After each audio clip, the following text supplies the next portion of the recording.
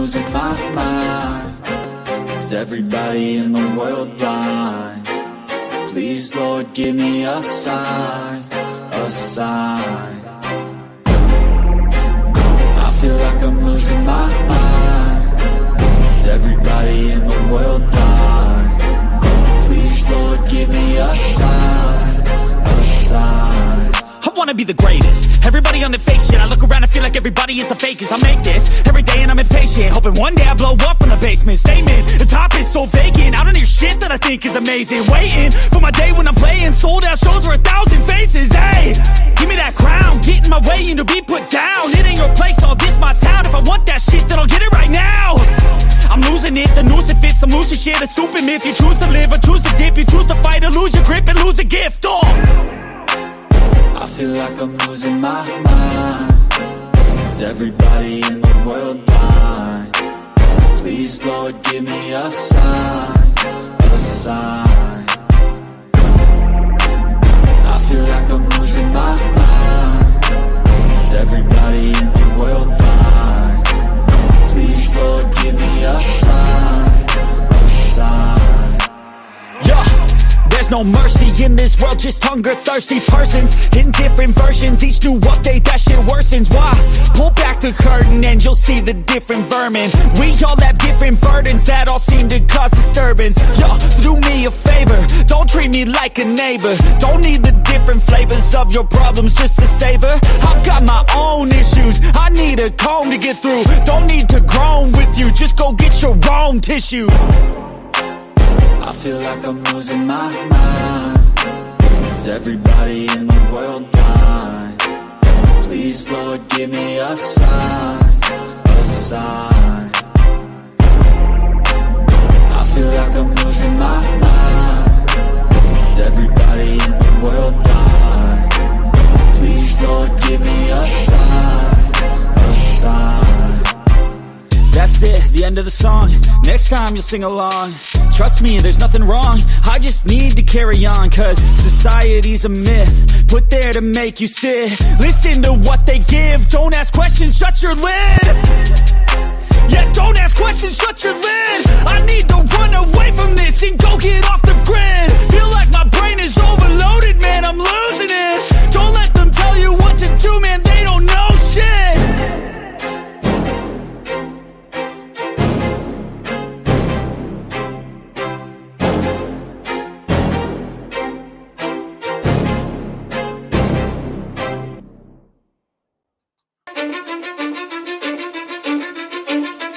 Cause I don't give a fuck what you say.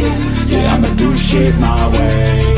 So you can go kick rocks, I'ma stack bricks up, build what I want to make. Yo, I got a lot of shit to say, so I'ma do this every day. I'll be writing things until I'm fucking buried in my grave. 6 feet deep under, but my body won't decay. Cause my messages are timeless, so they'll put them on display. Oh yeah, I rap with a certainty, I have a sense of urgency. A message for eternity, for everyone internally. I had some people burning me, but now they fucking learn to see I ain't the one to fuck with. Now they looking nervously, and I don't really care what you think of me respectfully. You can kick rocks if you think you're fucking better, see. I will outwork you, turn you to an enemy. Hurt you so bad that you're gonna need some therapy.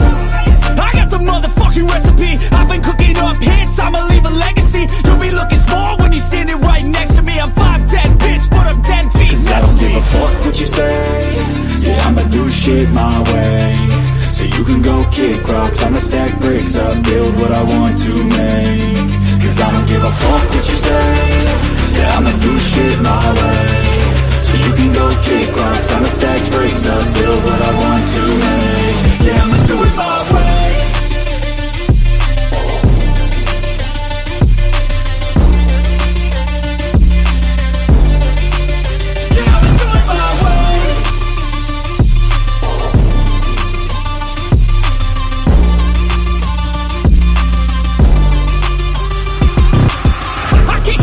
Coming out with a statement. You really changed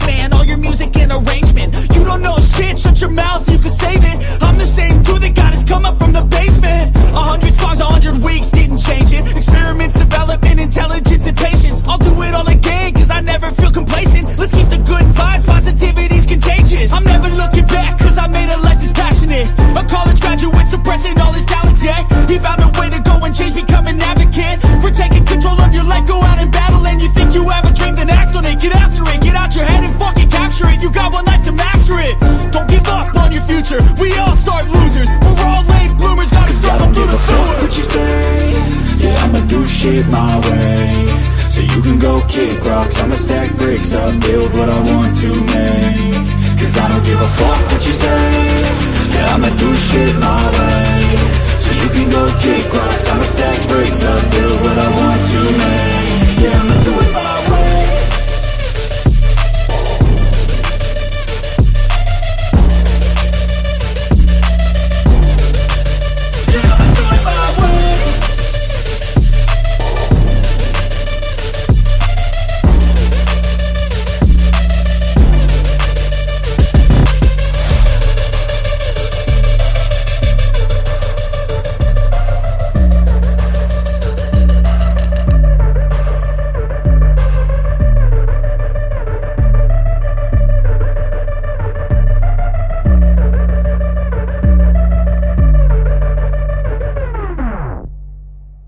Welcome to MyMindoverYourMatter. My name is Rick, and I am here rolling my joint. I'm running a little late today. I went out for dinner and kind of ran a little late on the dinner, so I'm here now, trying to figure this thing out, rolling up my joint. Actually, I already got it grinded up. I just gotta put it together. Actually got another 0.6 here in the grinder. I think I'll save that one for later. Let's see who comes in through today and participates. Let's get this joint going because I didn't have it ready. Usually I tend to have it ready, but actually like walk in the door and here producing right now. So, but I already grinded it up. I just gotta stuff it in and get the medicine in my system, light up. I do have a piece of joint there from earlier. That was from last night that I rolled up. So I'll probably put that in my system now. But I just want to get this joint nice and rolled. Well, nice and stuffed and ready to smoke. So I'll put this medicine together.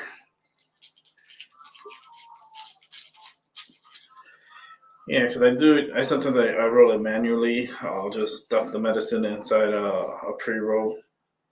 That's what I'm doing right now. There's so many ways. I like to roll it myself. Like I like to put it together myself on my rolling machine and make my joints, but why waste good paper and a good tip? Because I'm mixing my medicine. That's the reason why I took it out from the pre-roll and I mixed in some Floridian C and then I rolling it back up again. So I get a mixture of two medicines in one. But it's okay because I have the devices to do it. And it's perfect. Actually, here it is. I know I could put a little bit more in here, but that's. I should put the rest in here. I still got more to put in here. I'm actually looking at the little container. I'm like, wait a minute, I could put a little bit more in here. Let's go ahead and reset this again. Let's go ahead and put the medicine in.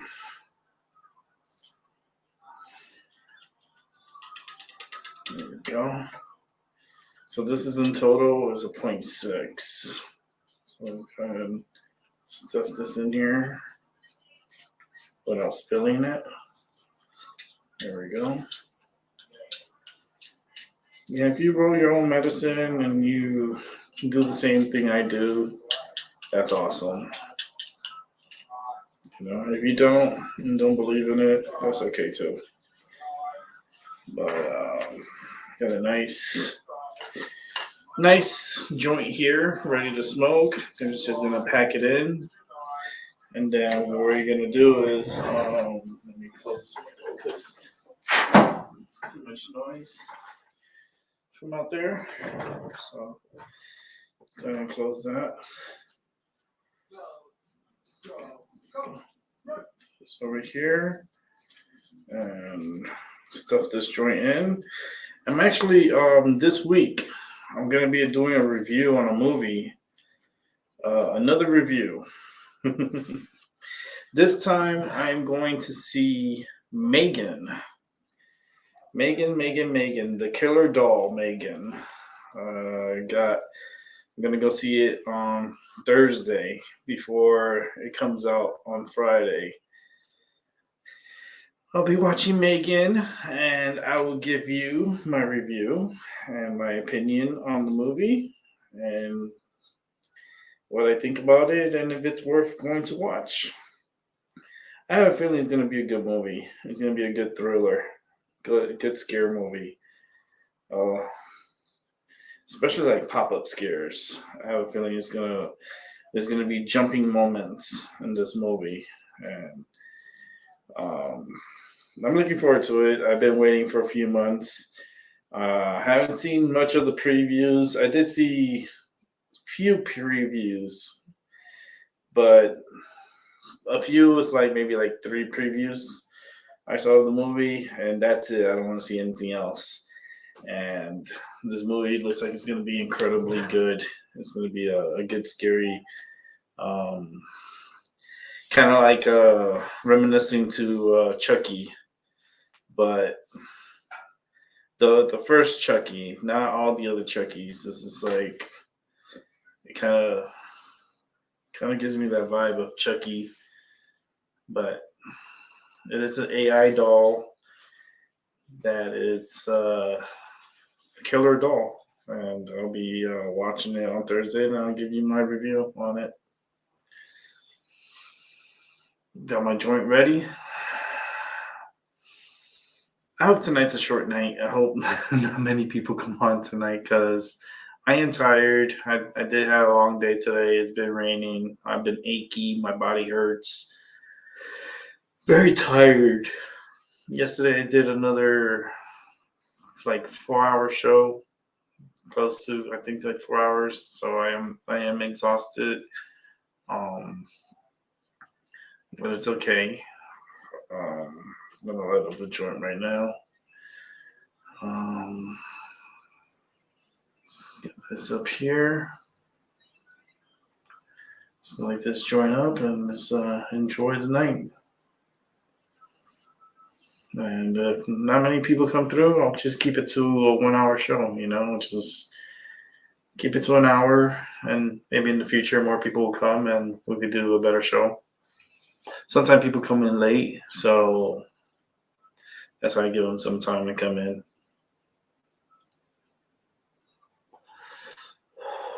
I gotta change up the desk. Coming this weekend, I gotta change it up. Hootie Hoo.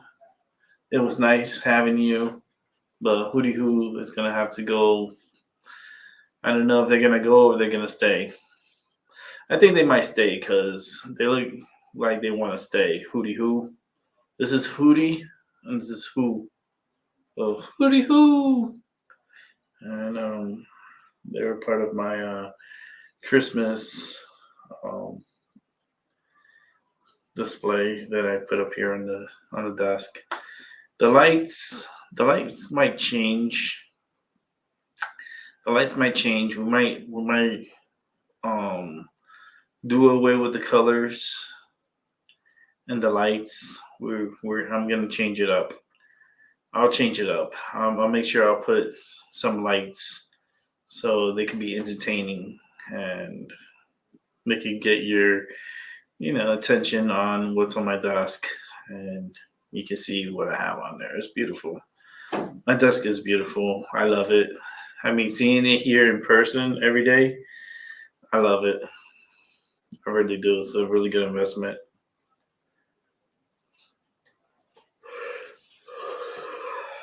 I paid $600 for this table. Well, this desk. It's a desk, but I got it at a furniture store. I was walking around and I was just looking because everything was so beautiful. Then this table caught my eye, and so it was a desk. It was a working, desk, and I was like, Holy moly, this is perfect. I love the colors. It was made in Mexico. Um, could tell a lot of work went into this desk and a lot of detail. And it's like, I'm sold. And I bought it. And I love it. And I've had it for years now. And it's one of my best investments that I've had.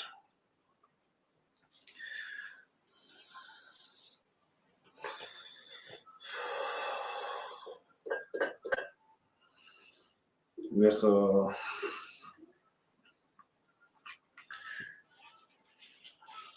a movie that I want to watch also. There's a few movies that I want to watch. I want to watch I Want to Dance with somebody. Excuse me. Still getting over a cold. I Want to Dance with Someone. Well, I Want to Dance with Somebody. That's the Whitney Houston movie. I want to watch that movie.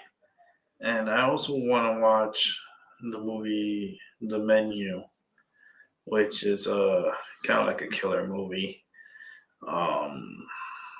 I haven't seen it, but I definitely want to watch it. It has my attention.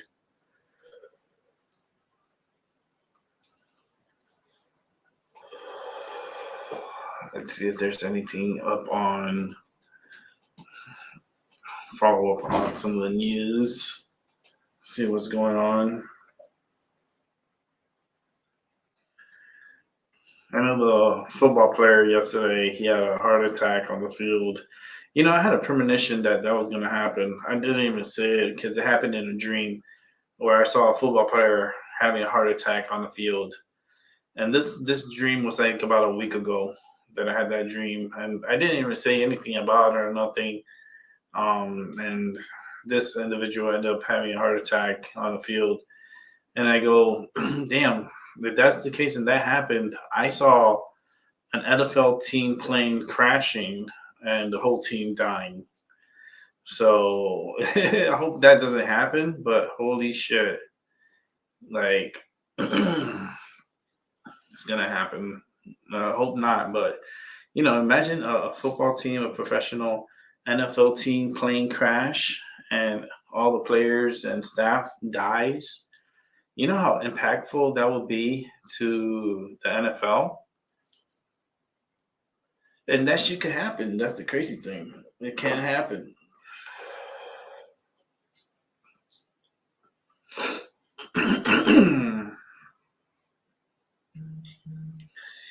Yeah, but people just check out the news real quick. Man, he looks so fucking weird. This Kohlberger guy. What's his Brian is his name? Brian Kohlberger. Man, he looks so fucking weird, man. So weird. Like, especially, this is courtesy of TMZ, but I'm going to show you a picture of what this guy looks like. Guy looks creepy as hell. Like, super creepy. Let me show you my screen. Look how creepy that face. Look at his father face. Look at those teeth. That's his father. And then look at his son. Look at his face. Look at his frown. Like, look at his fucking, oh man. You know, I heard from the grapevine that this case is going to take years to process and years of going back and forth and appeals and so forth. You know, they're saying they could take up to 3 years, this case. 3 years. And his face, man, screams like, what the fuck is wrong with this dude? This dude is just weird as hell. He has that killer face. Like, let me zoom in on it if I can. No, it doesn't let me. Damn, hold on. Maybe I could go back here and zoom in. Yeah, I can. Just want you to look at that face. And tell me what you think about that face. Tell me what you're reading, because this could be a practice. This will be a good practice for those who watch and rewatch, and how to profile individuals and how to see individuals, and like the energy that they're giving off on individuals. Look at that face, right? Does that face look like a concerned face?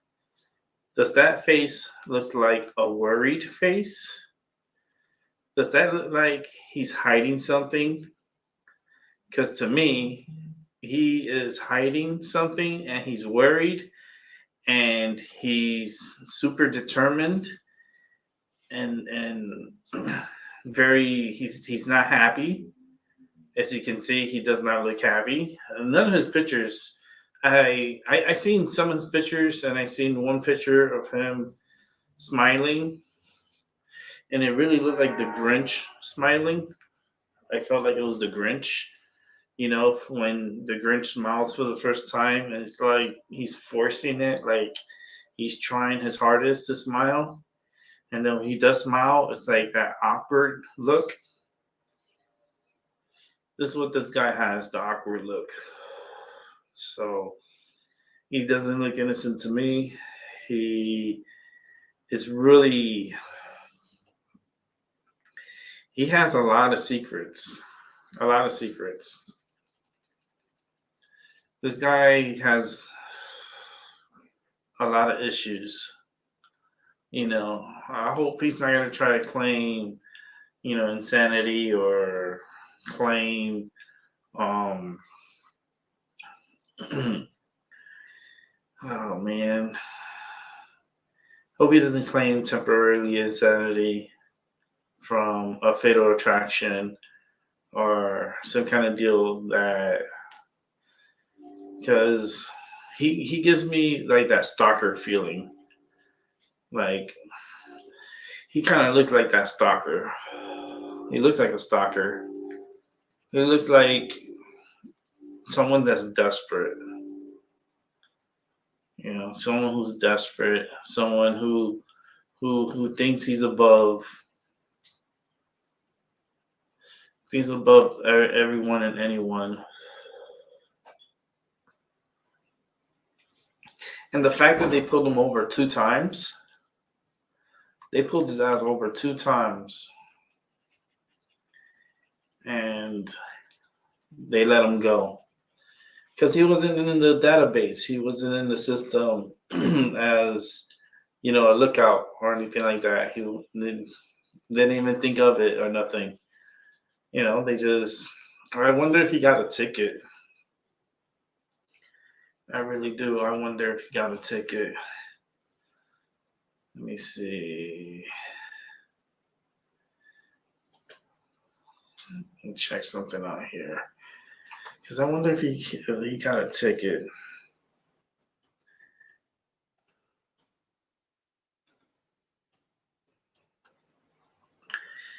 Let's see. I don't know. I have to read to see if he got a ticket.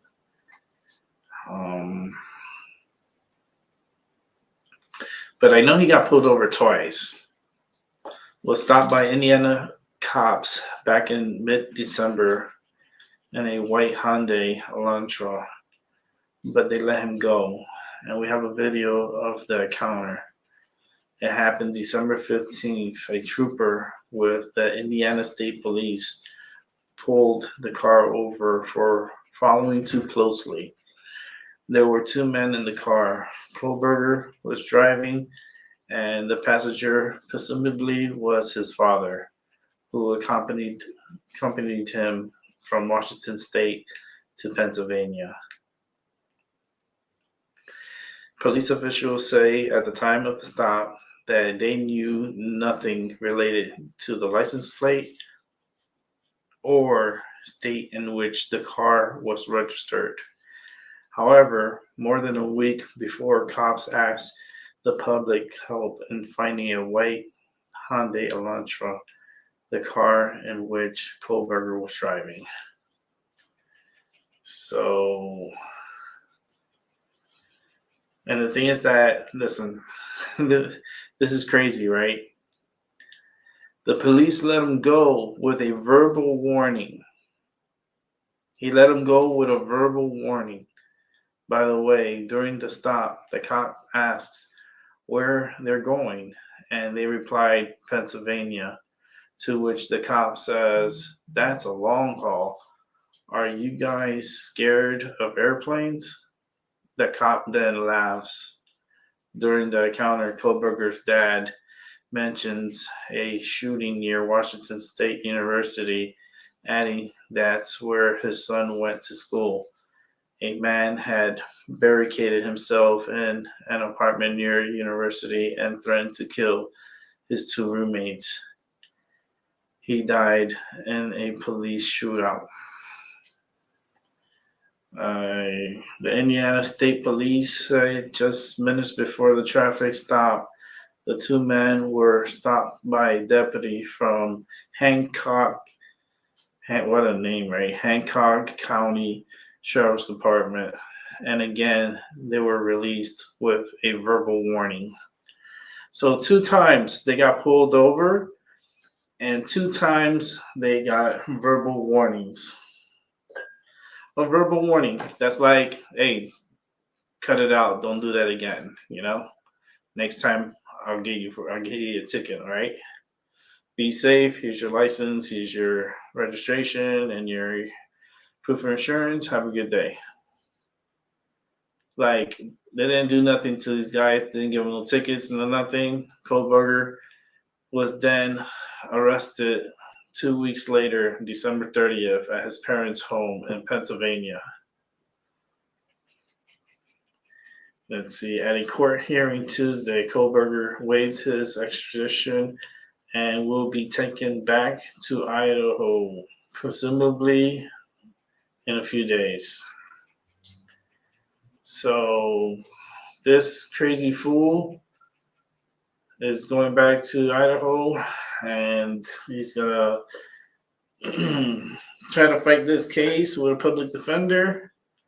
Hopefully he does not represent himself, because that'll probably be the worst thing possible. And the parents know already, and the lawyer who is, guess he's a court-appointed counsel, mentioned to the parents that there is a high possibility that this is also a death penalty case, meaning if he loses this case, he will be facing the death penalty, and if he has to either life in prison with no parole, or they could give him the death penalty. And I think they're going to be going after the death penalty. To set an example, you know, you want to act crazy, you want to do crazy shit, you want to kill people, you want to go on the run, and you thought that you were going to get away with it, and we got you through DNA. Wow. So like yesterday, Amber was on here and she was talking. Scratch the fuck out of the individual. If you're being attacked or someone's coming after you or trying to harm you in any way, scratch the motherfucker. Scratch, because the DNA gets underneath your skin nails, under the nails, in between the skin and the nails. So all that DNA gets collected in your nails. So let's say if you didn't make it through that scene and you ended up dying, his DNA will be trapped in your fingernails, and they can use that to track down the person who did this to you. So it's kind of like, I'm going to get you, bitch, type of deal. So just make sure, you know, be safe, know your surroundings. You know, if something like that was to happen, like, take out those claws and go and scratch those eyeballs, go after the balls. Kick them in the balls. Kick them in the balls, kick them in the twat, kick them wherever you can. Just defend yourself. If they're attacking you, you have every right to defend yourself with or whatever you have nearby. You know, if he's coming at you like he's fucking Michael Myers, well, guess what? Turn into the double bitch and take out all the knives and start throwing that shit like, you know, and nail that motherfucker. Stab him. You know what I mean? But you're going to have to really, like, get him. You know, especially if a guy's coming at you with a knife. You got to figure out where's a good way to stab someone while they're trying to come after you. You know, I'm pretty sure there's ways to try to block a knife. I'm no weapons expert or anything like that, but I'm sure there's ways of doing it. It'll be good for females to learn, and males. Don't get it twisted. These chicks will come after you with knives too, and they come after you like piranhas. Like they come after for blood and tear you up. So you need to, you know, run, Forrest, run, run. Get out of that situation. It's not healthy at all. But in the next couple of weeks, things are going to be changing. Desk is going to be changing. So I want you guys to enjoy this moment for now. Take it in. It changes from, you watch all my shows, like how I started to how I am now and where I'm going. And we're going to try to get futuristic with this channel. Somewhat futuristic. And just have a good show, you know? Have a good show and have cool people come through. Even though I'm by myself right now, but it's all good. It's all good. Creepy ass motherfucker. Every time I see this picture, it just creeps me the fuck out. It does. It creeps me out. Let me put this here. Put this over here. And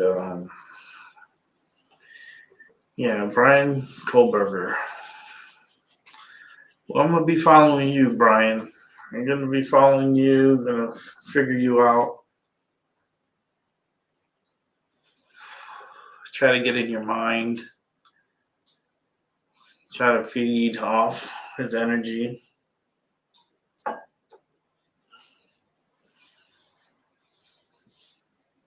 I really want to hear, like, I want him to get to Idaho already. Okay, so they can start unsealing some of the evidence. That's what I want to hear. Because I heard that two individuals were killed in the 3rd floor and 2 were killed in the 2nd floor. And I think in the 1st floor, nobody died, I don't think.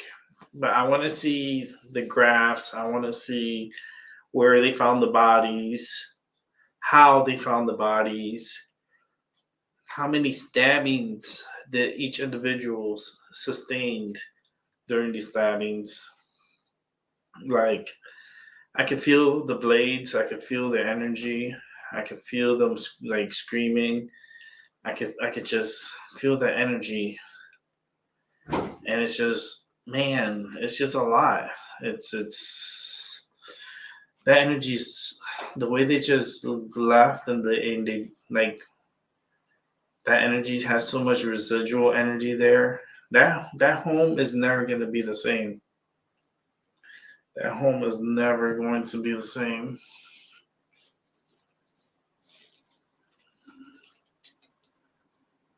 Put this up here. Kind of cold. I'm trying to protect my throat. It's like a little turtleneck. But the zip up. It comes all the way up to the top here. Keeps my throat warm. But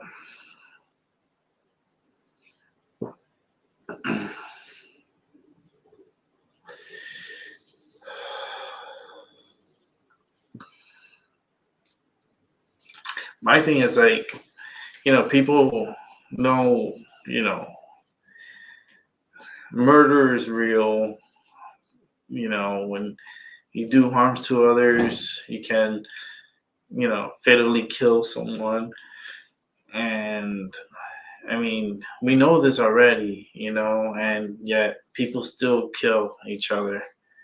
And there's operations where there's individuals, they just go and they kill people. They do it, and sometimes they get away with it. Like for example, down in Mexico, down in New Mexico, Arizona, and California, there's a lot of refugees down there. And like people, they go missing from down there. Like, you don't know if they're here in the United States. You don't know if they're stuck in Mexico. Like, they get lost in the transition, like transitioning here. And there's many opportunistic individuals that are looking for sex workers, perverts. They're looking for kids. There's a lot of creepy shit that's happening, and we're not doing nothing about it. That gate's still open. People are still coming in.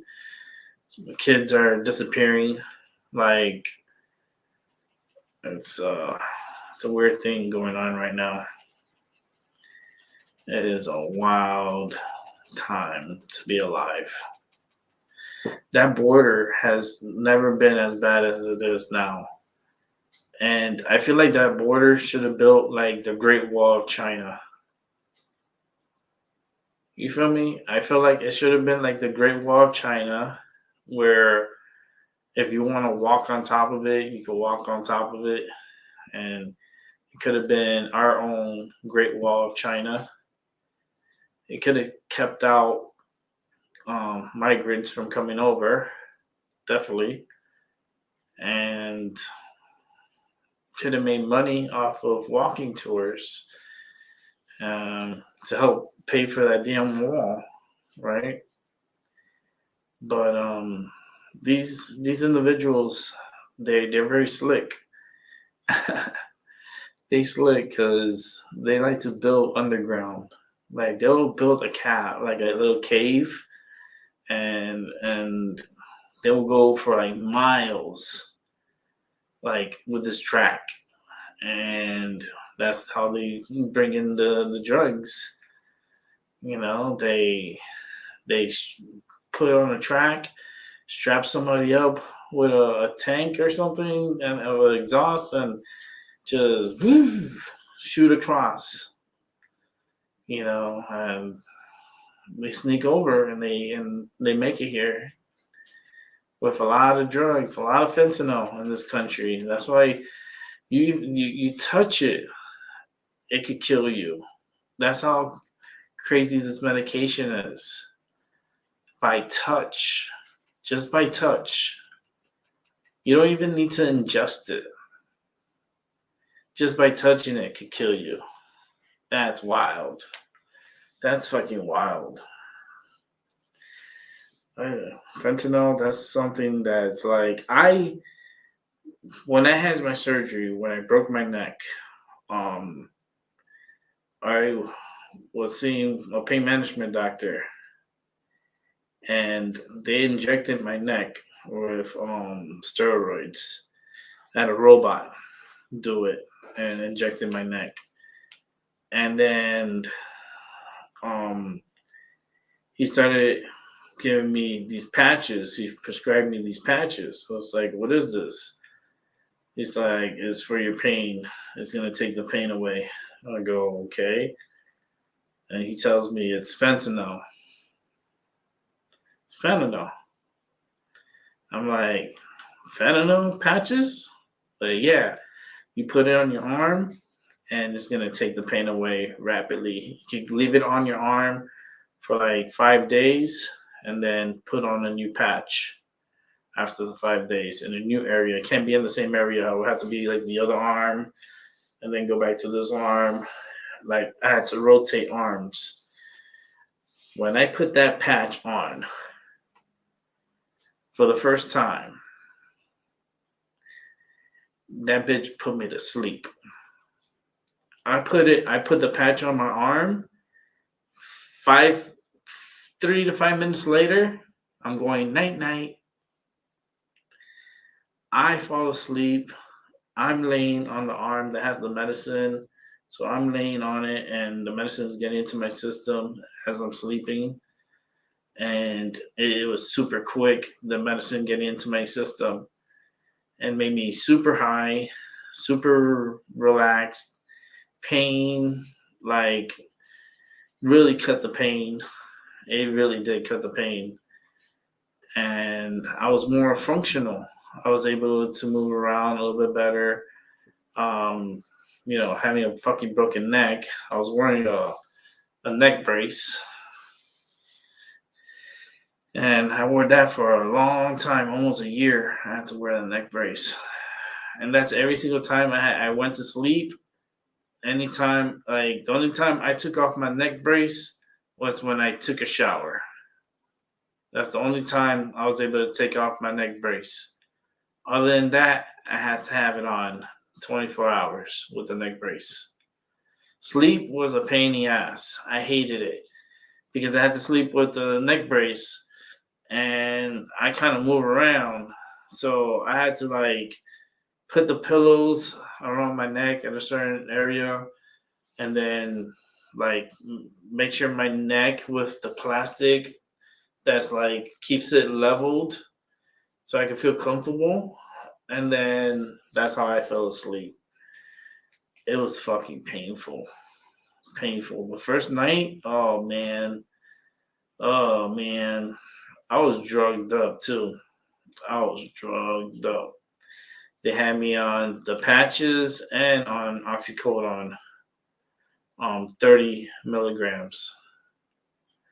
They had me high, drugged up. It was strong. Oh, I sometimes had to break the pills in half just to like calm the effects of fucking being so high and drugged up. It's like you feel super sleepy, super fucking sleepy. Like, but it did help with the pain. It did stop the pain. And when the pain, you knew when the pain was coming back. You knew when the medicine was wearing off. Feel that fucking pinch in the neck, and then you start feeling like weird. That's time for you to take the medicine. If you don't take the medicine, that pain, it comes in like, it just comes. It comes and it really attacks. And it's nagging and throttling and achy. Like, makes you want to cry type of pain. Yeah. Then I had to, put the patch on. Once I hit the patch, that's kind of like giving me my spinach from Popeye. Think about Popeye, remember him? Give him some spinach.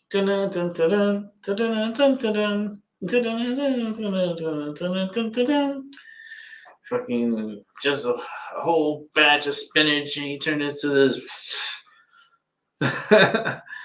Yeah, that's how the patch, after I took my nap. Because I had to take a nap after I put the medicine. You put the medicine, I had to take a nap. I have to. It's just, it was just too painful. It was painful. And when I take a nap, I used to put the medicine on. I would take a shower, then I put the medicine on, and then I hold it for like a couple of minutes. And then I would lay on the bed on like this arm. I would lay on this arm and fall asleep with it on.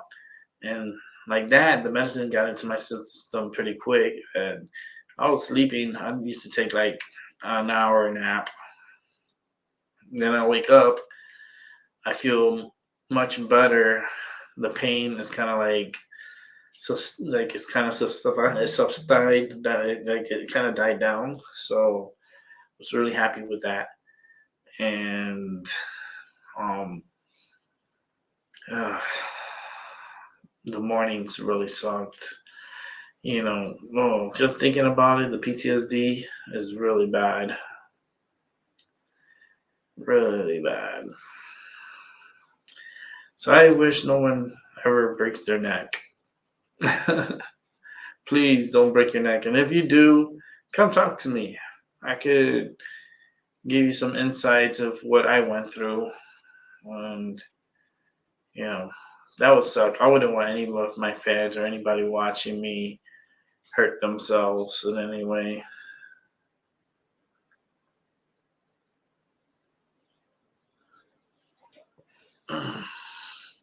You've been sending me messages. Hey, Jessica. What time you send me this? Because I had started this. What is this? This is his Streamyard. Okay.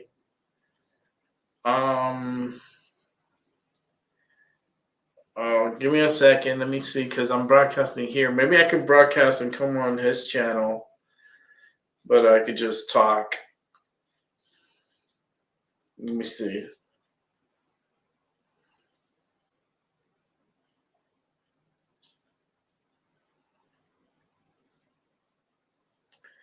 Wait, it's not letting me.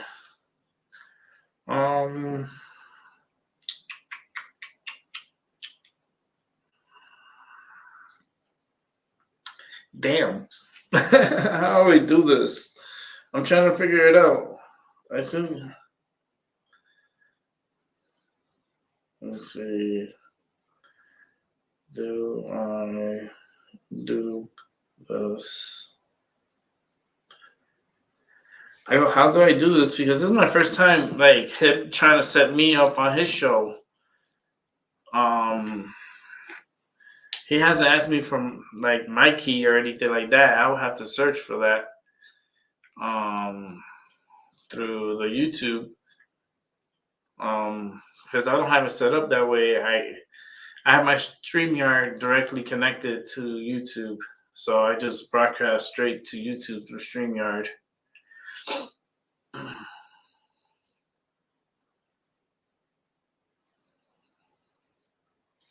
Doc was trying to get a hold of you. He sent his StreamYard key on Discord. No, I didn't get he didn't send me the StreamYard key. He said he was hosting, that he was gonna do a show. It says, nope, I'm hosting. So he wanted to host a show on, I think, on his channel, but I don't have my key here for my YouTube key, because from StreamYard I'm going straight into YouTube. Like, I can add somebody on, like I can add Dark Illusions on, right? And I can be broadcasting out of StreamYard and can be broadcasting on my channel and on his channel. And if we had a third person that came in and wanted to broadcast also on their channel, I could do that too. I could broadcast. I think it's 4, 3 or 4 channels. I think I could. I know if I pay more, I could bring in more to broadcast. Like I could have other people on here, and then they could be broadcasting live from their channel, and they'll be on live on my channel. I'll be broadcasting on different locations. But let me see if I can add his show on here. I might be able to, I think. I don't know.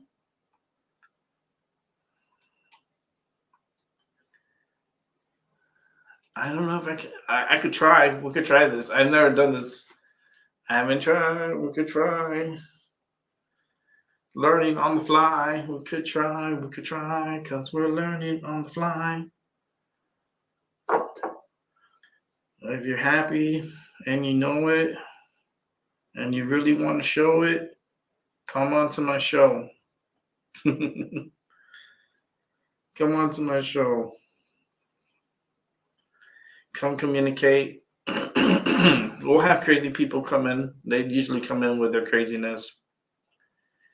Like what happened last night, like at the end, towards the end of the show, I kind of figured, because I'm not going to just let anybody in the show without antagonating, like doing an antagonization or like be interrogated. Gotta be interrogated. Send out Jessica, send out Albie, everybody. Go interrogate the person who wants to come onto the show. If they're legit, they're legit. If they're not legit, we're not letting them on. We don't let nobody. We let people that we know on, or people that come recommended.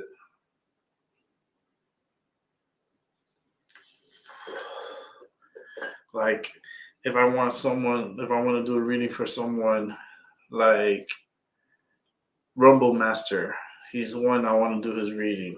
If he ever comes in here and you see him in the chat room, his name is Rumble Master. Bring him to me. Bring him to me. He needs to come on to my show, and I need to do his reading. Because the energy is so strong to do a reading for him. So freaking strong. You turn on the crystal ball.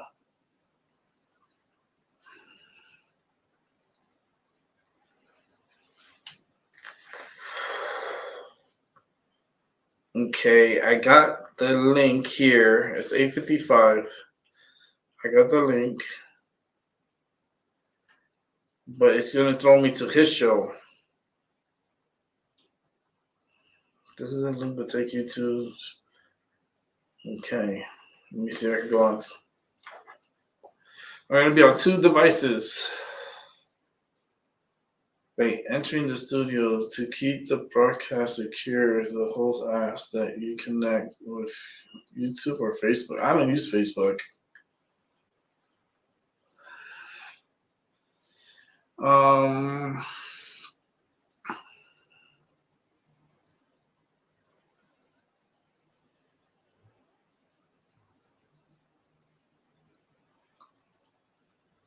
gonna be on his show from my phone. That's gonna be funny.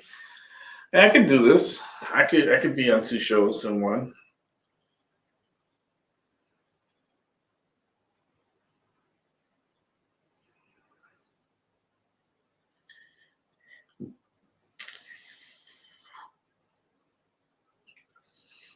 I don't see my channel here.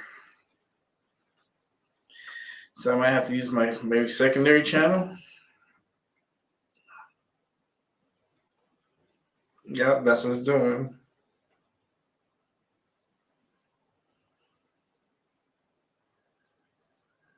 Yep. Exactly what it's doing. There's Rick. Yeah, he's right here. See? Makes shit more complicated than it is. Oh, shit. Makes shit more complicated than it is. That's not true. That's not true. He should have had. We kind of had this set up. You guys hearing me live on 2 channels. It's okay. We can broadcast on 2 channels. First time I've ever done this, but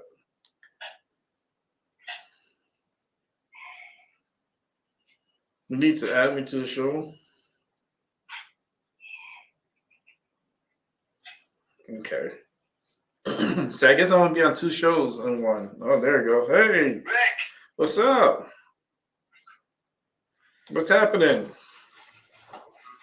Rick, You hear me? Oh no, hold on. Hello. You hear me? it actually worked. It Okay. actually worked. Okay, I put the mic on.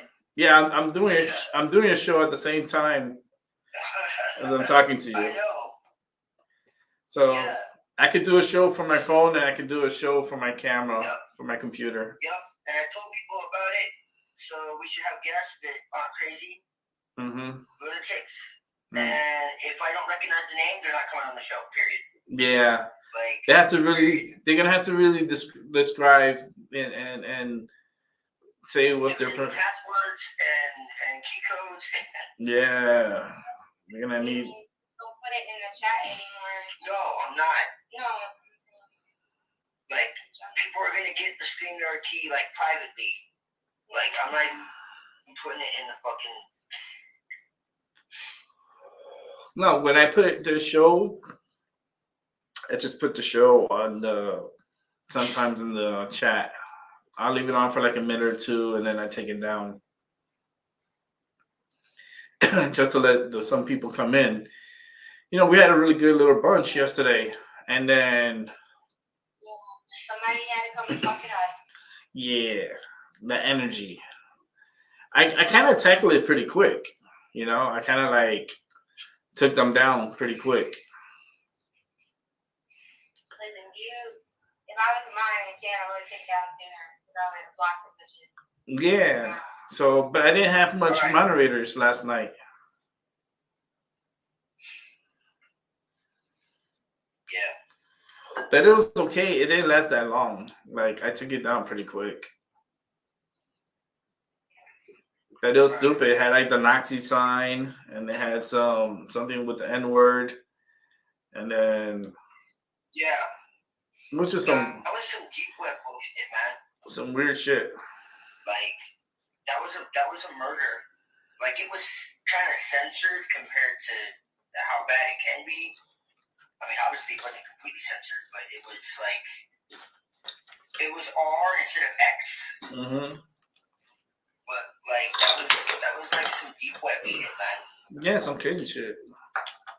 That was some dark shit, yeah. So Yeah. that was deliberate and that Pretty cool was film. intentional. Yeah, it was. They're trying to fuck with me, fuck with us. That's all it is. Who fell down?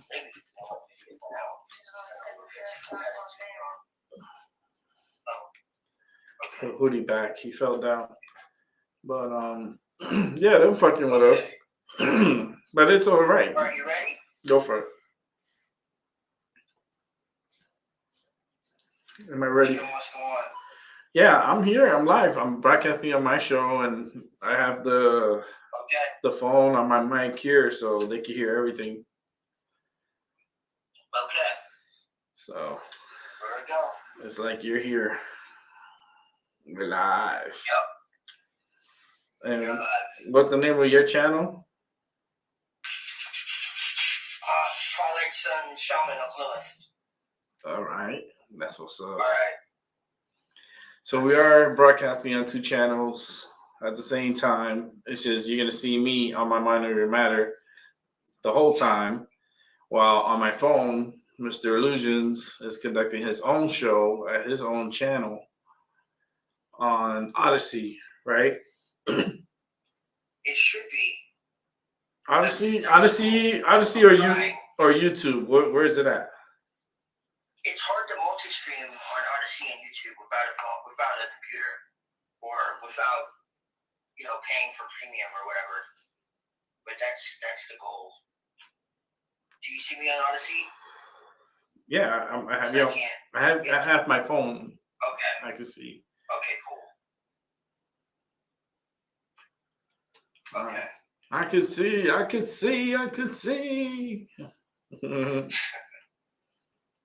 Oh, hold on. I have to make you a moderator, Jessica. Because I can't see you though. You came up with your name there, so I gotta add you as a moderator. There. Now see, Abby should be a moderator too.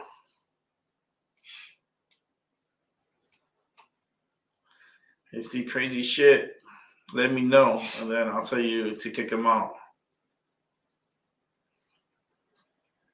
Yeah. I think you're a moderator on my channel, Doc.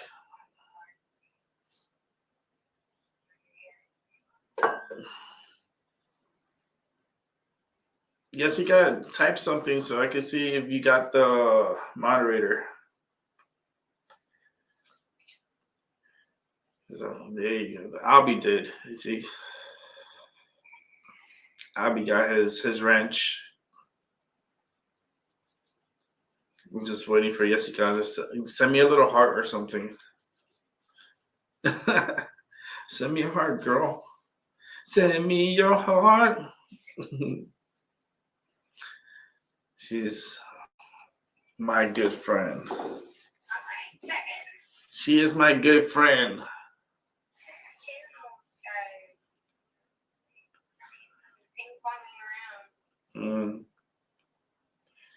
She is a good friend of mine.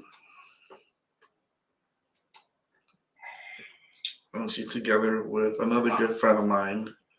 So that's my baby. Two good friends. Oh, hey, Deja. Deja Rain. Shout out to Deja Rain. She's really cool. Right. I met her a few months ago. We've been talking on and off in another group.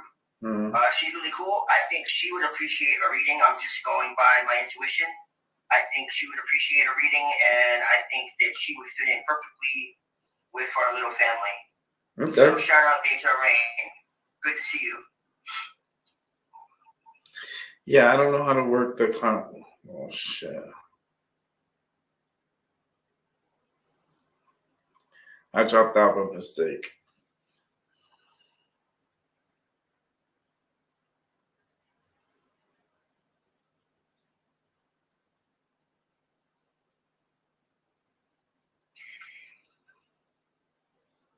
Hey, cutie. Okay, now I can see the. All right. Well, sorry, I stepped out for a moment. I pressed the wrong button. But now I see the comments. So on your channel. Where's your video? I'm about to turn mine on and put my altar up and all that. My video on my phone? Well, I don't know, just in general. Yeah. You got your cool altar, and I got my cool altar. Yeah, but my altar's not going to be seen. Because I hadn't had everything set up. My altar's not going to be seen. It's on my phone. It's on my phone. Oh, okay. See what I mean? Okay. Yeah. Because I'm broadcasting from my channel. You're awesome, Deja. I'm clairsentient. That's like one of my superpowers. Is Rick too. Like we can sense energy, and we can read energy like tarot cards without tarot cards. With tarot cards, forget about it. But even without tarot cards, like we could read energy like crazy. Yeah. And I know energy, so I know good people.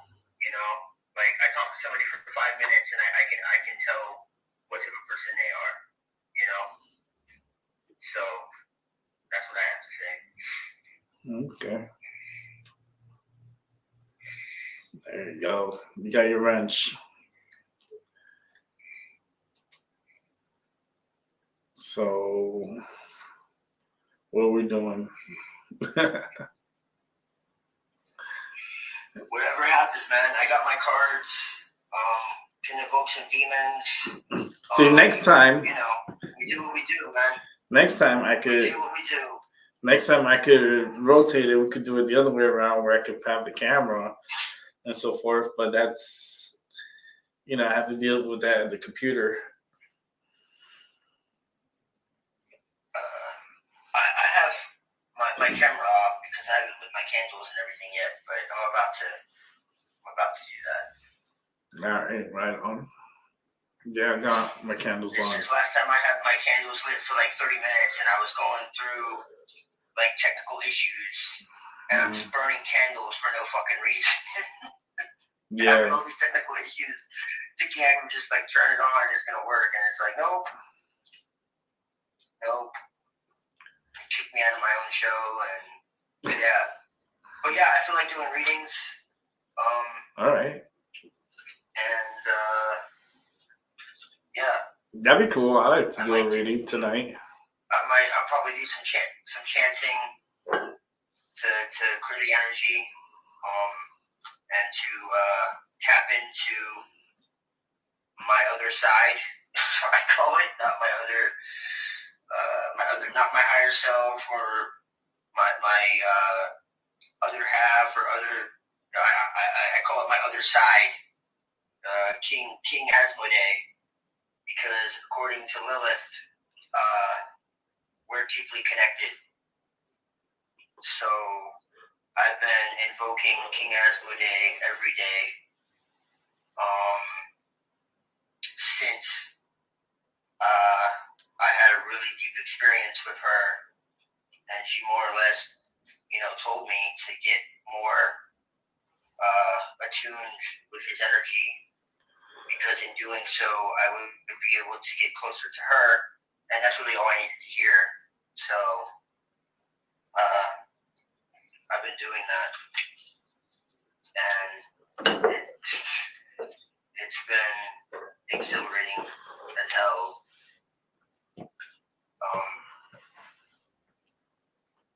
Yeah.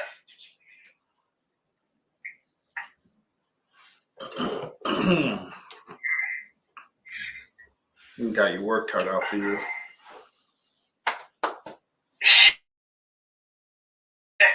No.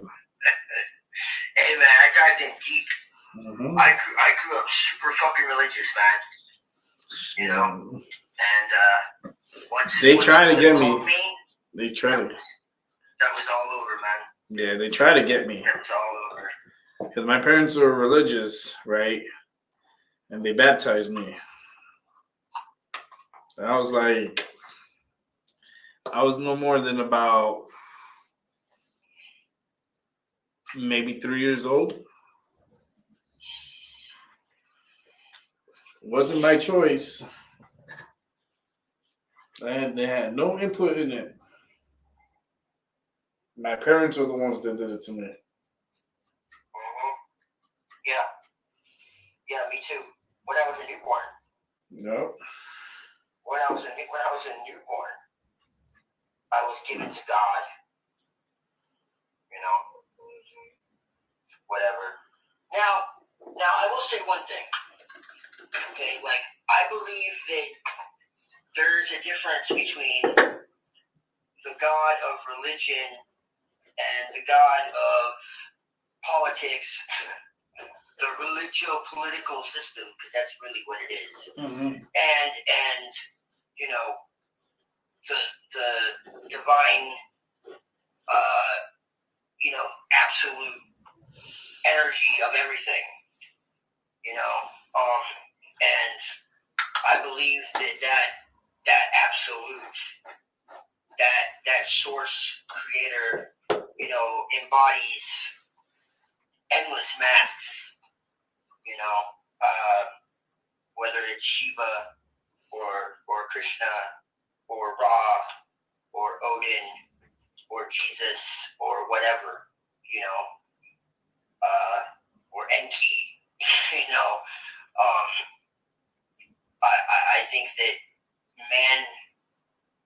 humanity, when I say man, I don't just mean like man, I mean mean it in the traditional sense of the word, so men and women, have communicated with what they've called God, you know, since the beginning of time, going back 70,000 years, you know, whether it was the Native Americans or the shamans, you know, going back 50, 100,000 years ago, or, you know, the start of religions like Christianity or Hinduism or whatever.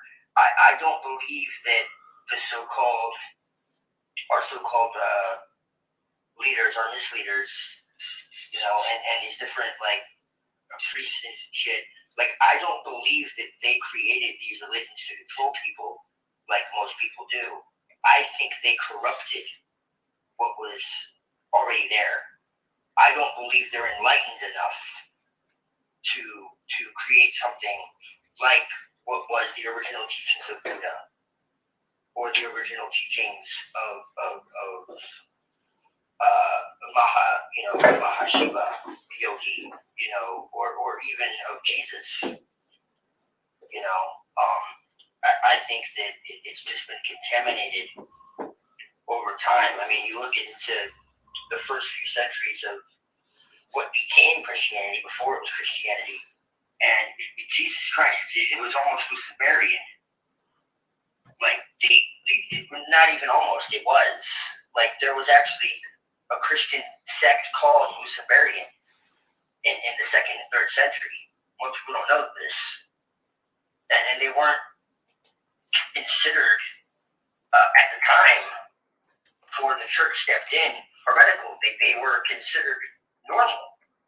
And there was a whole hodgepodge of different belief systems within what became Christianity. So basically, Christianity, before it was Christianity, was like any other mystical religion. It wasn't until the Council of Nicaea and the church that it became, you know, a doctrine of this is the Bible, and this is the church, and this is the authorized version, and you have to believe this, and you have to obey the Church of Rome, or, you know, you have to pay indulgences to the Holy Father, or you go to hell, or, you know, this was all much later. In fact, the idea of hell didn't exist until the 8th century. It's really interesting when you actually look into the history of this stuff. So, it was all corrupted over time. But the more that I've looked into it, in my own gnosis, and my experience with these beings from all these different pantheons, especially the so-called demons, you know, like, it's energy, man. It doesn't have a polarity. We create it, you know, like, it's trans-dimensional intelligence. It doesn't have a name or a form or a history or, you know, a biography or whatever. That's just its attributes. You know, that's just the symbolism that it uses in order to express itself to us so that we can make sense of it. Because it's really, you know, something that exists outside of space and time, and outside of, you know, form. And so it takes on form in order for us to have a way to relate with it. But that's not what it is. It's not static, it's dynamic, it's always changing. And when we interact with it, it changes. Every time we interact with it, it changes. So as we interact with it and it changes, we change. And as it changes and we change, it evolves. So through our through our co-evolution, we are essentially morphing into each other. Like we're aspects of the same ultimate source. It's all masks of the one divine source that has no name, that has, no attributes. It's beyond any, it's unutterable. It's unfathomable. It's, you look at any of these texts, it talks about this. But our interaction with it changes it. So as we call to it, every time, a little bit of it changes. And so that to me is what's so crazy is that, and I mean, like, on a very deep level, like to the point that it's actually changing us at a genetic level. It's actually causing a metamorphosis within the way that we see ourselves and reality and each other. And so these spirits are becoming more like us, and we are becoming more like them. And it's because we are ultimately from the same source. You could say we're family in a way. And this is why the church, said that it was all evil. Because these gods have been with us from the beginning. And they're attached to our ancestors. And so there's atavisms and knowledge that exists within that they would rather us not have access to, because that's personal power. And with personal power, you don't need authority. And if you don't need authority, you don't need anyone to tell you what to do. And if you don't need anyone to tell you what to do, then you don't need to listen to anybody. And that means you're free to do what you will. And you don't have to rely on anybody to save you or to protect you or to, advise you, whether it be law, religion, politics, whatever. And so that's why they've kept all of this secluded and kept secret, because the reality is that working with these forces, if done responsibly, and understanding the nature of the force that you're working with, brings tremendous personal power and responsibility. And that's not good for anyone who wants to control, and so that's the truth. So tell Lucifer,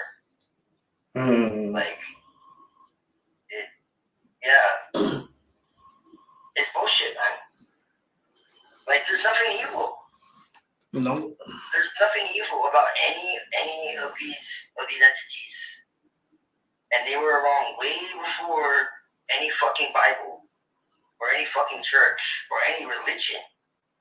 And not just Judaism, Christianity, and Islam, even Samaria. Everyone always points to Samaria. It's the oldest. No, it's fucking not. It's a restart. Shit goes way back. And I feel like this is a resurgence of the old ways that were trampled and desecrated and maligned.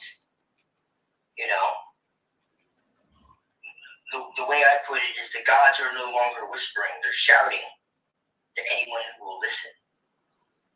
And they are gathering their children, because look at the world, Rick. Mm-hmm. They're tired of this shit, because our so-called leaders, the so-called elite, hide behind these entities just like they hide behind God. It's the same thing. oh, the evil Luciferian Illuminati. No, they're fucking not. No, they're fucking not. Just like they're not Christian. You know? They're none of these things. They're sociopaths. That's what they are. You know, look at Balenciaga. Oh, that's... You know, it's crazy. But I want to read something. I'm gonna take a breath first, though, and let you talk for a minute while I find the part I wanted to read. Okay, while you doing that, I'll be here. So I'll be. Yes, you can hear Doc. Awesome. Everything clear? Yeah, we hear you clear. Everything's clear. Okay, good. 100% on the battery on the phone. We're good. Okay. YouTube and Odyssey. Suck it. Our channels. Suck it. What? No, I'm playing. YouTube. No, you said YouTube. I was like, suck it. Yeah. Well, yeah. What we were saying? YouTube and Odyssey. For our channels. I'm on YouTube. Okay. I'm on my channel. I'm live on my channel. Okay, awesome. I'm live on my channel, and I have you on speaker, so the speaker's right next to the mic, and everyone is able to hear you just fine. It was a pain in the ass getting this to work. Hey, there's a will, there's a way, man. But right, exactly. Yeah. It was giving me every imaginable error, but I got it because I fucking wanted to. I wanted it enough. And so there you go. But yeah, like I said, if anybody wants a reading, if you're new to the show, if you want a reading, you just let us know. We'll give you a link and you call into the show and we'll give you a reading. Yep. And that's how it goes. Yep. That's how it goes. Okay. I got my runes too, actually. All right. As well. I got my pendulum here. I have my rods here. I have my tarot cards next to me. I have everything in arm's reach. Yep. I got my normal tarot. I got my Daemon tarot, which is basically Croatia. Basically. And then I got my runes as well. So, yeah. All good. I'm about to light some candles and turn everything on. Yeah, I have mine lit. I'm just cozy. Yep. Cozy right now. My body hurts. See, I got some candles that I like. If people donate to the channel, well, they get a candle where I could put their name and so forth and light it for them. It's actually a good luck, fast luck. It's a green candle, so it's for those who really need that extra luck. I also have the love candle, which you can see is right here, back here. I got a black candle because I worship the devil. Yeah, so we got this red candle, which is the lover's candle, and this is for me to cast spells on for individuals who want to stay in love. This is the Adam and Eve lover's candle, and it comes with a spell, and yeah, it's pretty cool. You know, it's this is mostly like for Valentine's Day. Like before Valentine's Day, you have to like hit me up like 2 weeks before Valentine's Day, at least like 3 weeks before Valentine's, because you got to do the curse and stuff, and you know, and put the spell together and have a nice love candle. so many spells, man. And then I got these green ones here. These are the fast luck. These are green candles. I'm gonna write a book eventually. Goddess knows when, but eventually I'll get to it. It's lucky for you. It's really hard for me to do something like that, but I have so much fucking information. I gotta find some way to collate it and make it coherent. Mm-hmm. I'm just doing myself a disservice if I don't.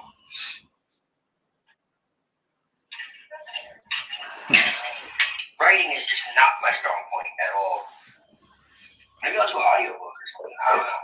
Yeah, that's what I was thinking too, an audiobook, because you're more of a reader than you're of a writer. Yeah.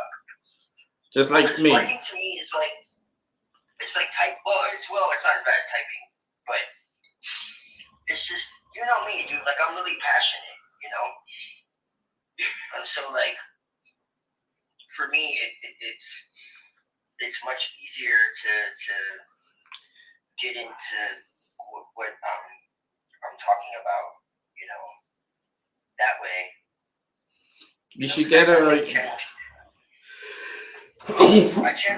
you should get a digital recorder, and then when you do these talks, you do these talks and stuff, and then you could just upload it to, let's say, Odyssey or wherever, you know. It's a video file. Maybe I may have something. I may have that for you. Let me look. So that device is very helpful. I mean, especially when you're doing readings, and like not readings like psychic readings, more like his readings when he's chanting and doing his thing. He could have the recorder on and pick up his sounds and then upload it when he's ready.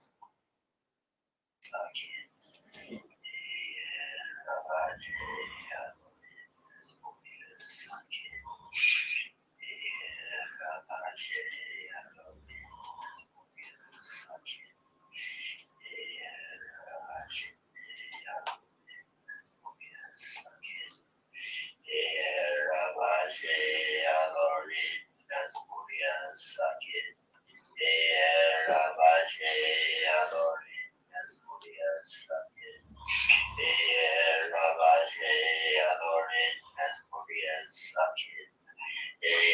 Rabashe adorin Nesmodias Sakin. Rabashe adorin Nesmodias Sakin.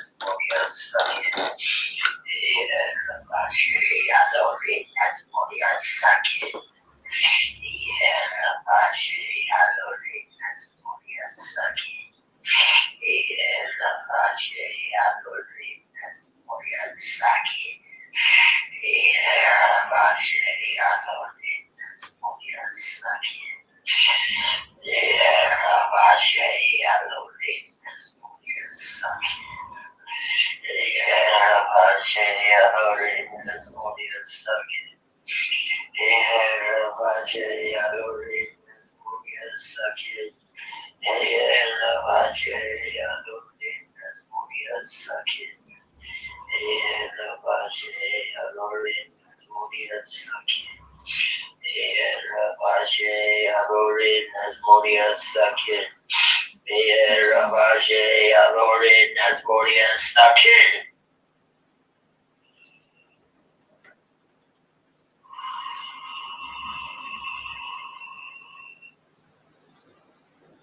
I am Asmodeus, King of Fire, he who brings lust and rage, the destroying god. I am the seducer of souls and destroyer of the weak, he who inspires man to seek wisdom, the path of flames, Lord of torment and ecstasy. I am the burning one, guardian of the gates of Golachab. I seduce man and teach how to forge spirit and transmute it into flesh. I ignite strength in the heart of man to face ordeals and challenges on the path, and I take away weakness and hesitation. I am the demon of rage and wrath, and I bring terror and destruction. I cannot be bound, and I surrender to no fetters. I am the Lord of genocide who spares no one, Prince of revenge and disobedience. I am the Lord of burned desires and agony of passions, ecstasy of fulfillment and bitterness of disillusionment. I bring torment and suffering, and I guide man on the way of lust and fury. I am ever burning and everlasting. I rejoice in watching it burn. And I rise on the flaming wings of the dragon above the inferno, treading upon the ashes of the world. I am the fire of the apocalypse, the devouring gorge, the exploding volcano, and the burning scourge of the universe. I am the living essence of fire, mighty warrior and an invincible god. I am Asmodeus.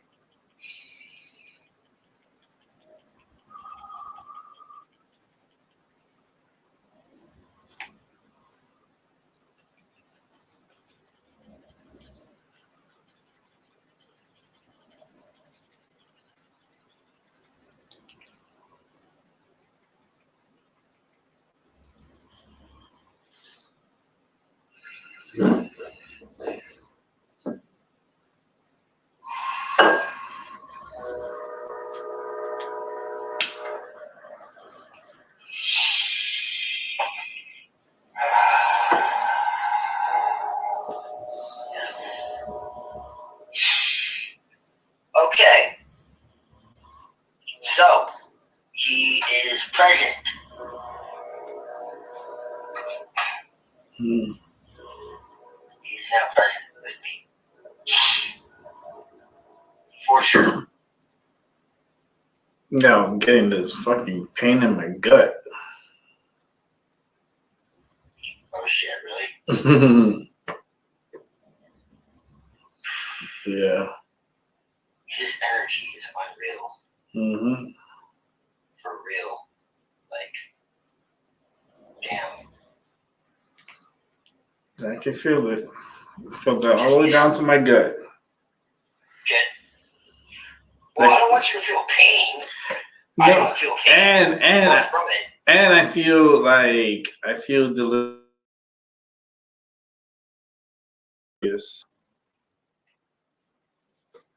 Kind of feel trippy.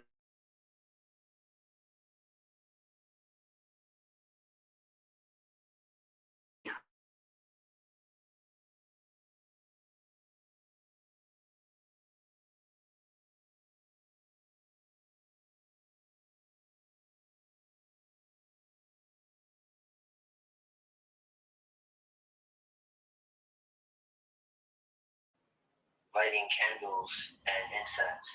And I was like, perfect. I was just about to do that, and she beat me to it. Oh yeah. No, I'm burning some Palo Santo right now. Time.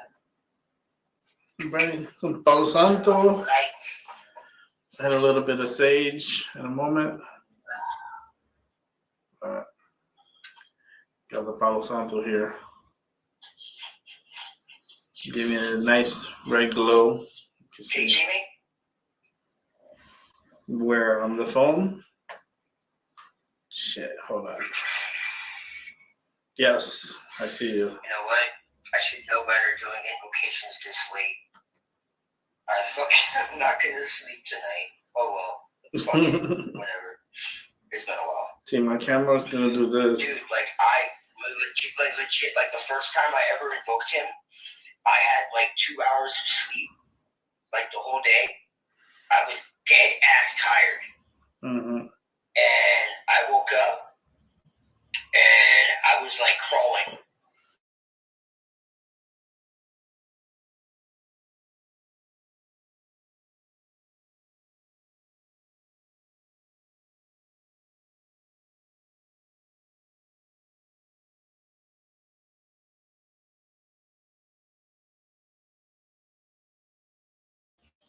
And I was like that for like 24 hours straight. Yeah, my internet's acting a little I was crazy. like, what do I need coffee and drugs for? What do I even need like coffee and drugs for? Like, this is fucking crazy. Yeah. This is nuts. This is fucking crazy. My show's going a little crazy over here too. Like the computer, it's like the energy is a lot, so it's kind of like messing up my side. It's funny. Deja, my voice always changes, and to be honest with you, I kept it from changing too much because I don't want to freak people out. Because if you watch my YouTube invocation, Like, it legit sounds like a demon is coming alive, and it is. But also, for the record, I used to be a metal vocalist, so I don't know if that's a chicken before the egg type thing. Like, because like I've always been attracted to that like really intense energy, and you know, it's always like I never had lessons of any kind of singing, let alone like heavy metal. But I've always been very attracted to it, and when I do invocations, like I go into like straight up trances. I'm not doing like a full blown ritual right now. If I had like all my ritual equipment and was like doing a full blown ritual, like I get fucking lost. Sometimes I'll be doing your body said, okay, well that's good. Because some people freak out. Because like I literally will start sounding like a fucking demon. But what's crazy though is when I invoke him, like it feels really natural. Out of all the spirits that I work with, like he feels the most natural. And I mean, that is what Lilith told me. So, you know, there's a connection between us for sure. And every time I invoke him, I feel this really heavy energy, but not like in a bad way. It's just like it just makes me feel like, how do I explain it? It's heavy, but it's not like holding me down. It's like the opposite. It's almost like lifting me up. But demons are scary to a vast majority of people. I mean, fuck. At one point, I wasn't so sure, you know? It really wasn't until about 2014 that I really changed my perception on them. So I was interested in them, but not at that level. And then Lilith just changed everything. Just everything. And I have not gone back, and I never will. I never look back.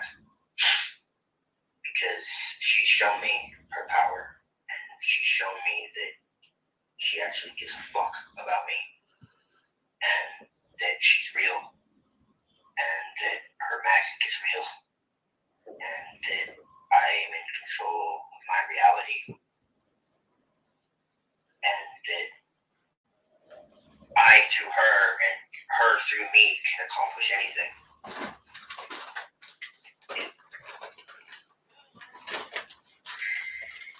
Because like I was talking to her and like thanking her for everything, and she's like, "You discount yourself too much. It's not all me. You had to do the work. You had to make the moves. You had to,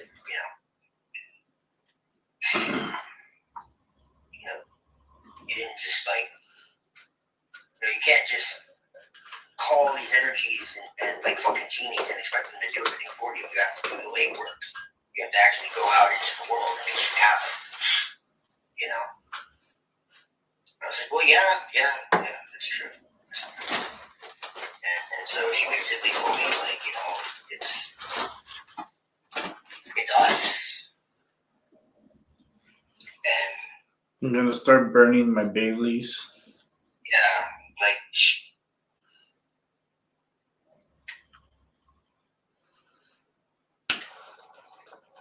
it's pretty obvious, Madfinger.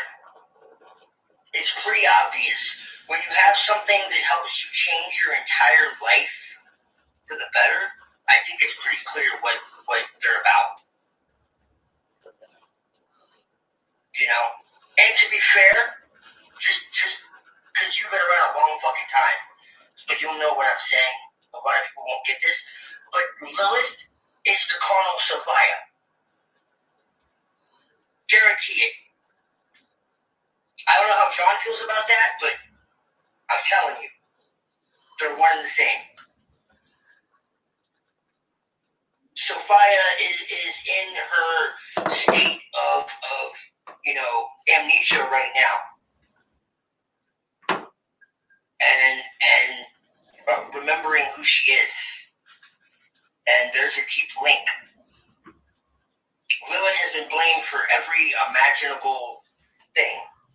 And guess where she's blamed? The Talmud. She's not in the Bible at all. Isn't that interesting? And if you read the Gnostic Christian text, Jesus says that he sent the serpent into the garden. Did you know that?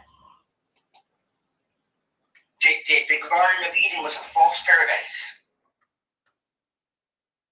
I have all the texts, the source texts, from the Talmud and the Midrash and all of that.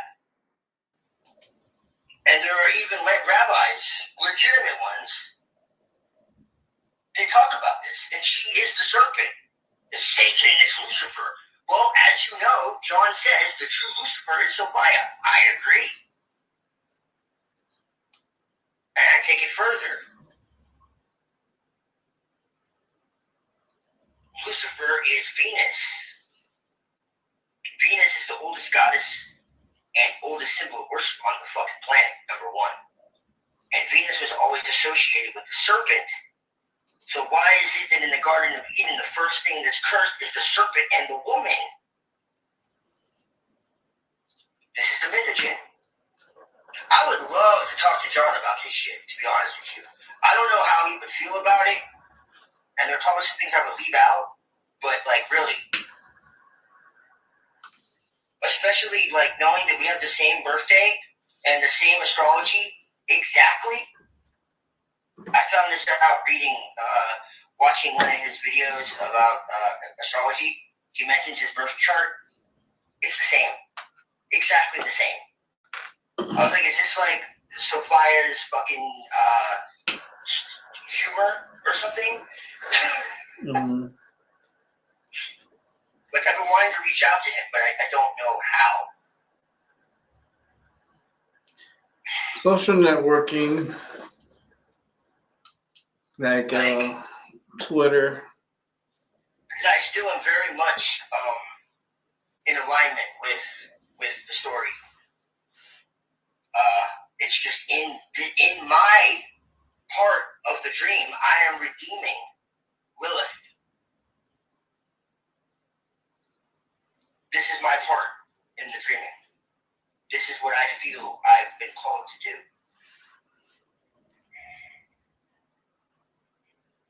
If you read the story of Lilith, she was essentially trapped in the garden. And then she tried to leave, and they sent 3 angels after her. I have the source texts. It's just a lot to get into. But essentially, she was trapped in the garden, and when she tried to leave, they sent 3 angels after her. And they basically said, if you don't come back, 100 of your children will die every day. I thought that was really fucking weird. One, how did she get out of the garden? Well, she knew the honorable name of God. How the fuck did she know the honorable name of God? And she just flew away. Doesn't say how, doesn't say why. She just somehow knew the name, the tetragrammaton that nobody knows. She somehow knew it. Doesn't explain how, doesn't explain why. Okay, they say that she was the first wife of Adam, but if you go further back, it actually says that she was the wife of God. So-called, right? So this is where it gets deeper. So you have the Shekinah, the matronette, which was God's holy bride, right? And then you have the slave woman. That's what she's called, the slave woman. From the other side, the Sitra Ara, okay? And so when he got tired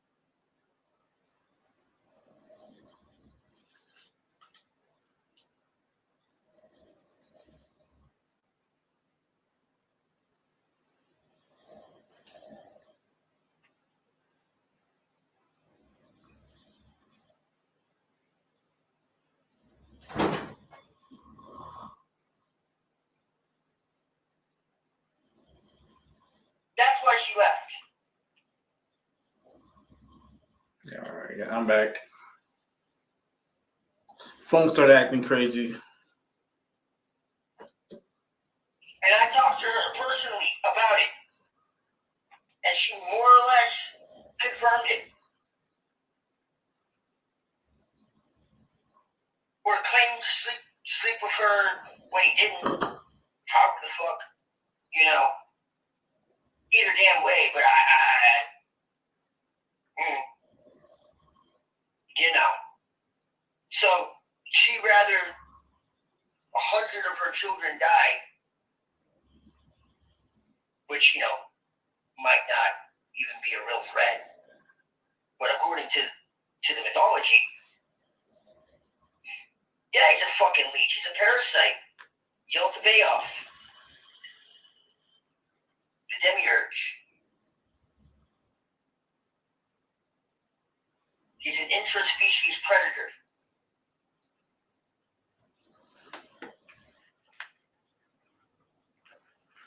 He's real. He's real.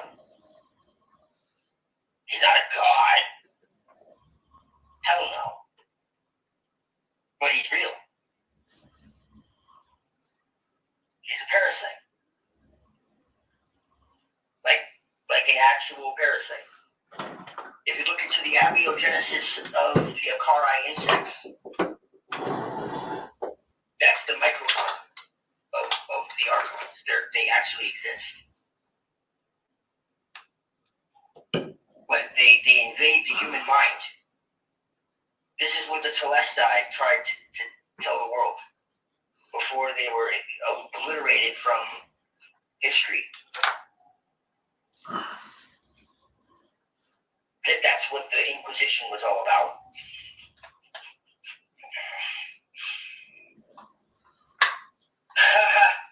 I like that. I like that a lot.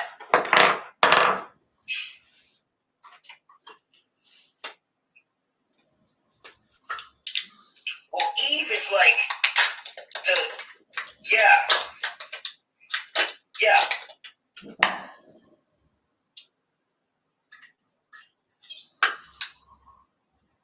Well, I've also been throwing around the idea that Mary Magdalene might actually be Lilith too, an embodiment, and that's a whole another fucking ball of wax.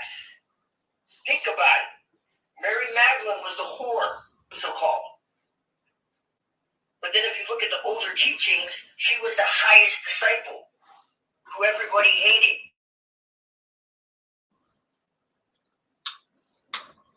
Right?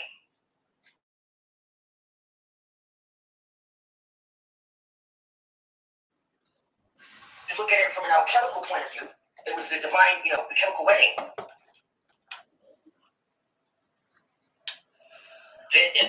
I don't throw out Yeshu, which is probably closer to his middle name. The Jesus they created through astrotheology and the church and all that is not the fucking Yeshu who said that Yahweh was a pretender god. It's very different. And I'm absolutely convinced that there was a man, or maybe an amalgamation of men, who did warn against this fucking virus that we call Judaism and Judeo-Christianity, JCI, Judaism, Christianity, and Islam. I believe that Jesus has more in common with Lucifer than Yahweh by a long shot. And I even have texts from the 2nd century where Jesus is essentially teaching magic, calling corners, lighting incense, calling the aeons. Did y'all know that? Anyone ever read the Pistis Sophia? Where he's teaching after his resurrection? It's esoteric as fuck.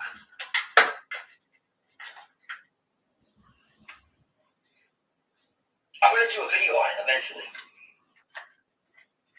Rick, remind me, because I'll forget. Okay. It's some wild shit, man. A video. People don't know Jesus, who he really was. Which video is it? Jesus. That's one of the biggest cover-ups ever, man. Jesus the pimp, or He wasn't even a Jew. Jesus the pimp, or Jesus the. There's so many different types of him. Yeah, exactly. But the true one who warned against this insane religion. Like, if you really read what he said in the older text, Shiva is the first god I ever worked with. Actually.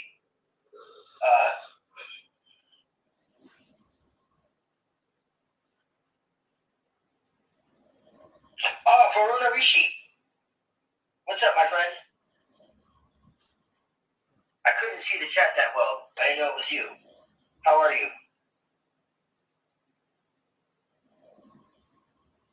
They're really cool.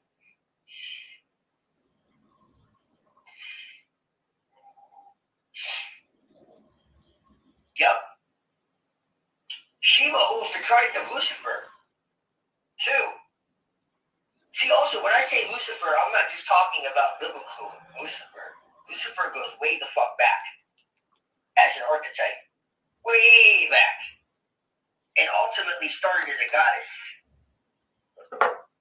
And as I said, Lucifer is associated with the serpent and Venus, two of the oldest symbols on the planet.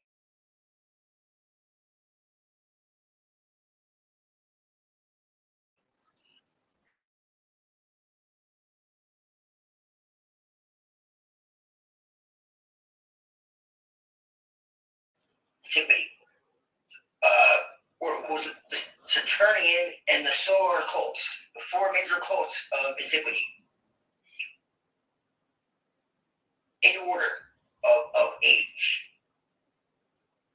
And the stellar and the lunar were the feminine currents.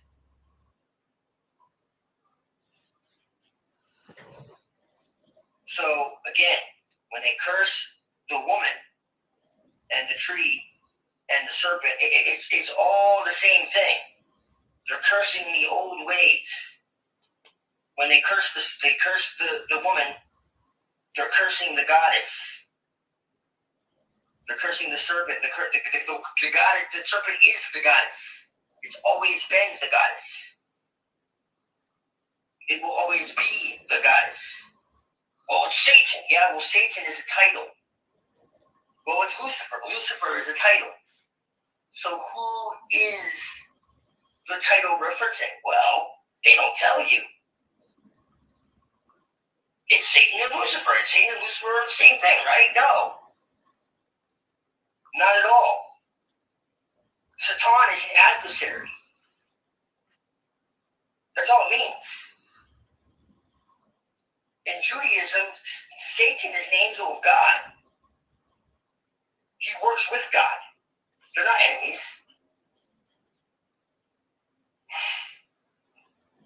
He never fell.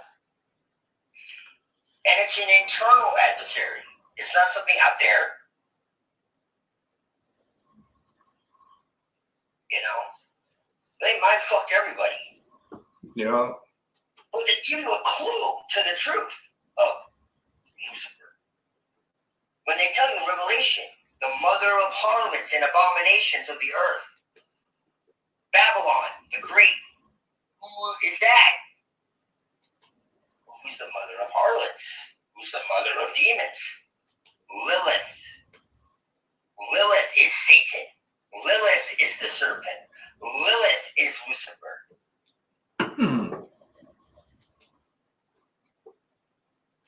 That's the truth.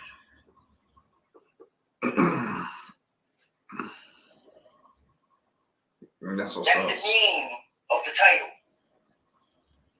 So Lucifer, Satan, is female. you could say.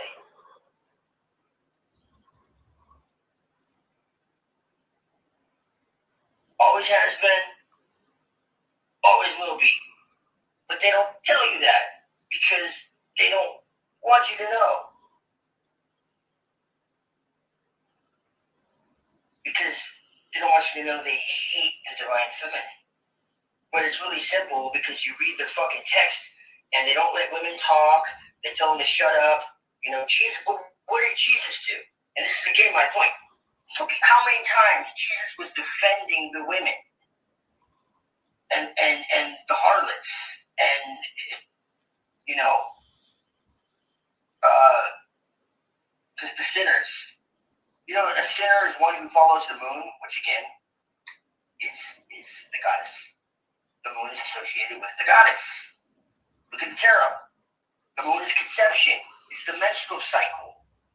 It's, you know, the phases of the moon. The triple goddess. You see?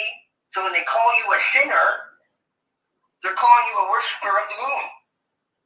Can I share my screen? Oh shit, I can't. Oh man.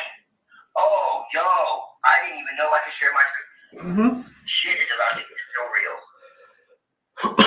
I haven't been able to share my screen in so long. I'm Shit is broadcasting. about to get so real. I'm broadcasting your channel on my channel. It is not, people are not ready for this, Rick. It's been years. I'm about to show you the fucking moon god. Sin. Yeah, Y'all don't think I'm crazy. this is how we network. Back up. This is how we network. Sin is the moon god. I'm fucking serious. And the mountain was AI. That's Sin AI. Sinai. No. It's not Sinai. It's Sin. The moon god. On the mountain of AI. Isn't that interesting? The mountain is AI. Yeah, because that's what they're fucking talking about. That's what Yaldabaoth is. AI. Artificial intelligence. A fucking virus.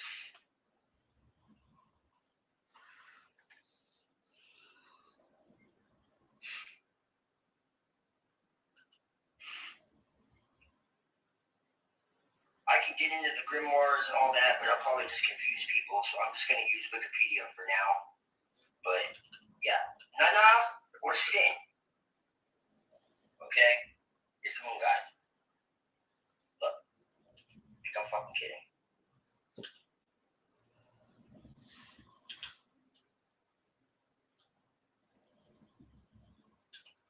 Can you see?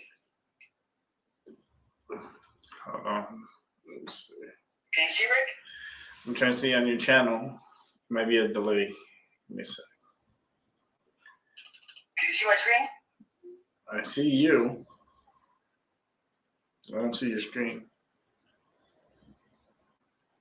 Okay.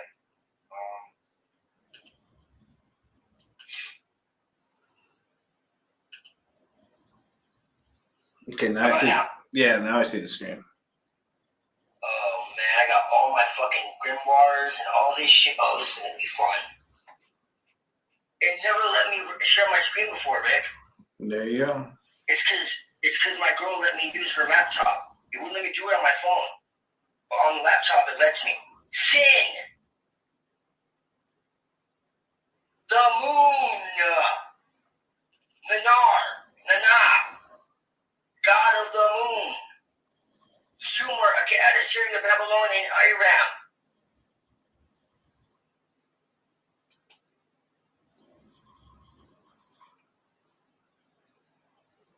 Mesopotamia. Parents were Enlil and Ninlil. See that? Mm-hmm. And look, Inanna Ishtar. Who is Inanna? Let's look. Who is Inanna? Right? You don't think I'm crazy. Who is Inanna? Goddess of love and war, also associated with beauty, sex, divine justice, and political power. Originally worshipped in Sumer, later Akkadian, Babylonians, and Assyrians under the name Ishtar. Known as the Queen of Heaven. Who's the Queen of Heaven? What's the Queen of Heaven? What does that mean? Queen of Heaven, a title given to a number of ancient sky goddesses worshipped throughout the ancient Mediterranean and ancient Near East. Goddesses known to have been referred to by the title include Inanna, Anat, Isis, Nuet, Astarte, and possibly Asherah. You know who Asherah is? Astaroth, the demon. It's all bullshit. Oh, look at this. Inanna was the Sumerian goddess of love and war, despite her association with mating and fertility of humans and animals. Inanna was not a mother goddess. It is not really associated with children. Inanna was also associated with rains and storms and with the planet Venus. What is Venus? What is Venus? I want to know what Venus is. What is Venus? Okay, so you have Astarte. Oh, look, the Hebrew Bible mentions Astarte.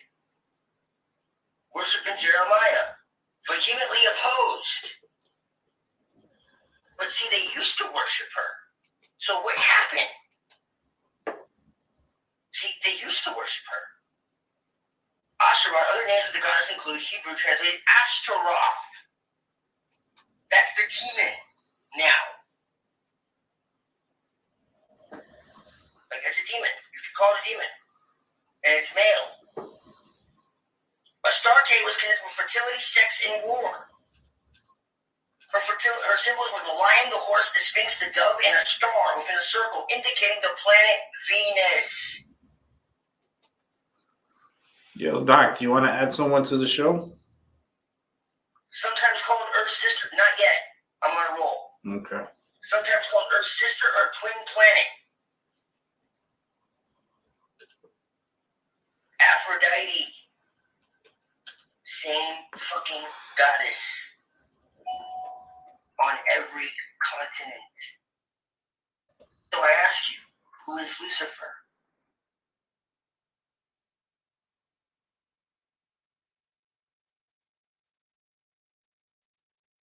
Queen of Heaven. Indo-European dawn goddess, Heusis, Hausos, is one of the oldest ones. Greek Eosis, Aurora.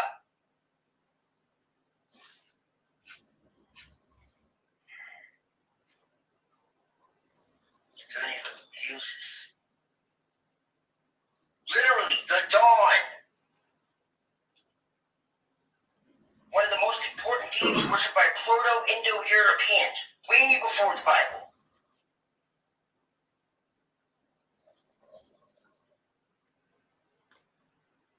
To shine.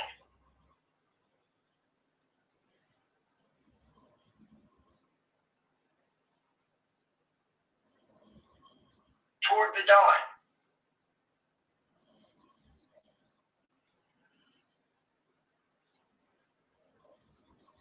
You look at, check this out.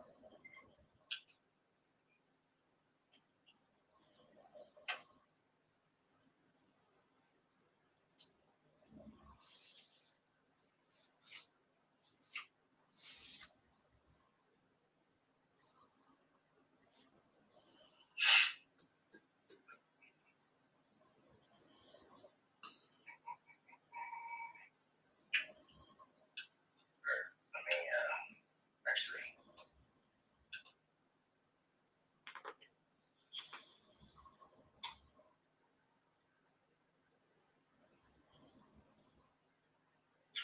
Phosphorus is a chemical element with the symbol P and atomic number 15. You know what the 15 is in the tarot? The devil. How coincidental. But it gets better. Elemental phosphorus exists in two major forms, white phosphorus and red phosphorus. But because it is highly reactive, phosphorus is never found as a free element on Earth. It has a concentration in the Earth's crust of about 1 gram per kilogram. Compare copper at about 0.006 grams. In minerals, phosphorus generally occurs as phosphate. That's inside of us. That's what allows the neurons in our brain to fire so that we can see. Elemental phosphorus was first isolated as white phosphorus in 1669. White phosphorus emits a faint glow when exposed to oxygen, hence the name taken from Greek mythology meaning light bearer, Latin Lucifer, referring to the morning star, the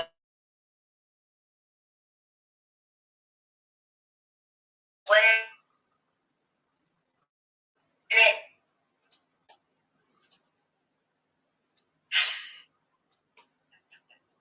Yeah, it's messing.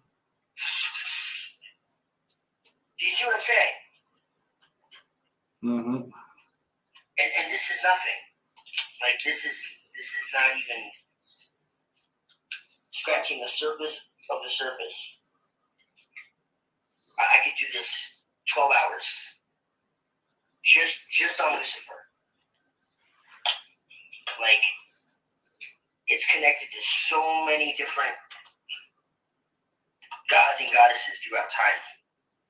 Utu, also known as the Akkadian name Shamash, was the ancient Mesopotamian sun god, believed to see everything that happened in the world every day, was therefore responsible for justice and protection of travelers. As a divine judge, should be associated with the underworld. Additionally, he served as a god of divination, typically alongside the weather god, Adad. Who's Adad?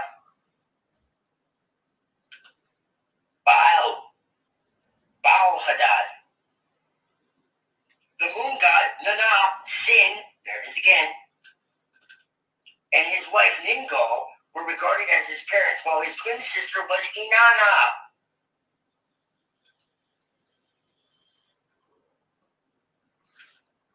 So they're twins. Morning star, rising star.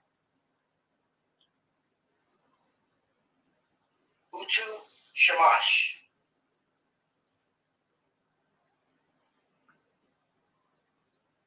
The sun, the morning star, Venus. But what is Venus? See, it goes even further because Venus points to Sirius. Check this out. This is where it gets really fucking nuts. Because our misleaders understand this shit. Absolutely 110%, and I can prove it. Okay?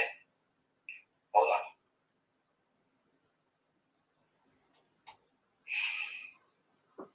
And this is what I mean when I say this entire system is a cult.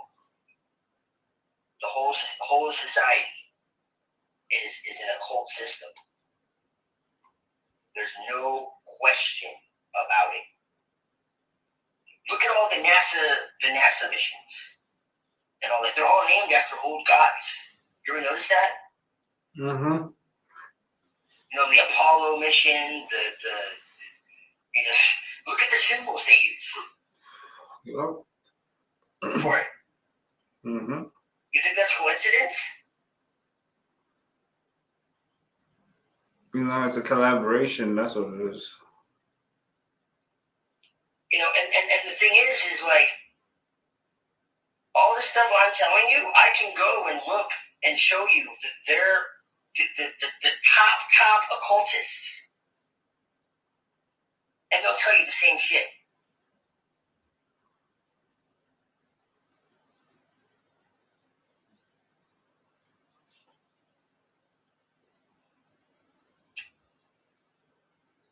Check this out.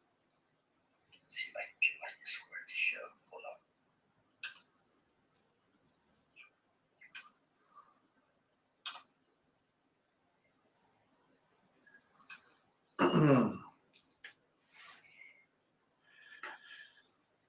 Oof, what a nice night. Hope everyone's having a good evening. Hi, ultraviolet flame. Hope you're having a good evening. 1 second. Can you hear me? Yeah, we're fine. Okay, good. Yeah, we're good. We can multitask. I'm just warming up. I don't want to go too deep. We could multitask and figure things out. I could share my whole library. Oh man. Yo, I actually can do shows like even like when people aren't around and just save them. I can share my screen and shit because I can do entire presentations now. Yeah, you can do it. I wasn't able to do that before. You figure it out. Okay, I took a lot of notes on my Discord. I'm going to show you my private Discord notes on serious because this shit is serious. Shit. And that's not a pun. Mm-hmm. All right. Like, you know, the star of Sirius, like Orion and Sirius, which, by the way, the Egyptians said that Orion was Osiris and Sirius was Isis, or a Sar and a Set. Okay? So they were damn convinced that there was something about them that was living. This is where shit gets really wild. Because it gets to a point to where there are traditions from all over the world going way before religion that said that, hey, the gods, they came from somewhere else. Okay? Now, I don't believe in like ETs in the way that people would normally use that terminology. I would call them transdimensionals. I don't believe they're flying around in craft or anything like that. But I believe that there are entities that exist outside of time and space, and they speak through telepathy and you know, can pretty much fucking be wherever they need to be, whenever they need to be, almost instantly, because they exist outside of time and space. And I really do believe that that's exactly what's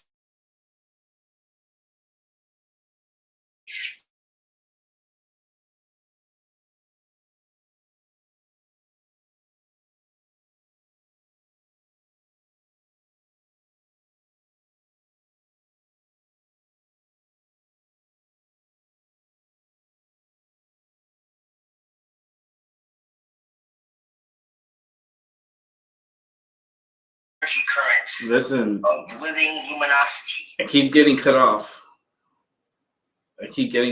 And it's not only here, but it's on my channel too. Crazy. Yeah, it's the energy. It's like a surge of that energy, and it's affecting the Wi-Fi. So that's why my phone went out and my computer. So it was the Wi-Fi. Yeah, I'm way too much. I'm sorry. I know, we always fuck up shit. I'm way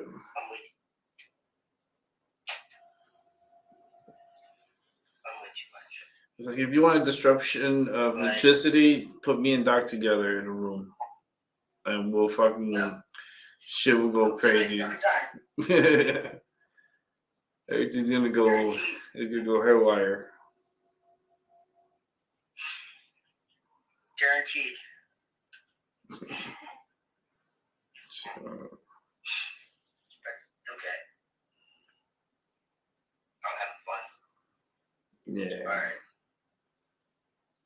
Oh, the picture you guys seen on Mr. Illusion's channel, that's my ceiling.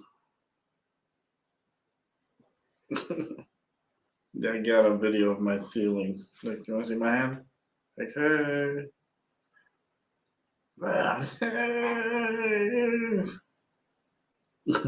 Super excited hand.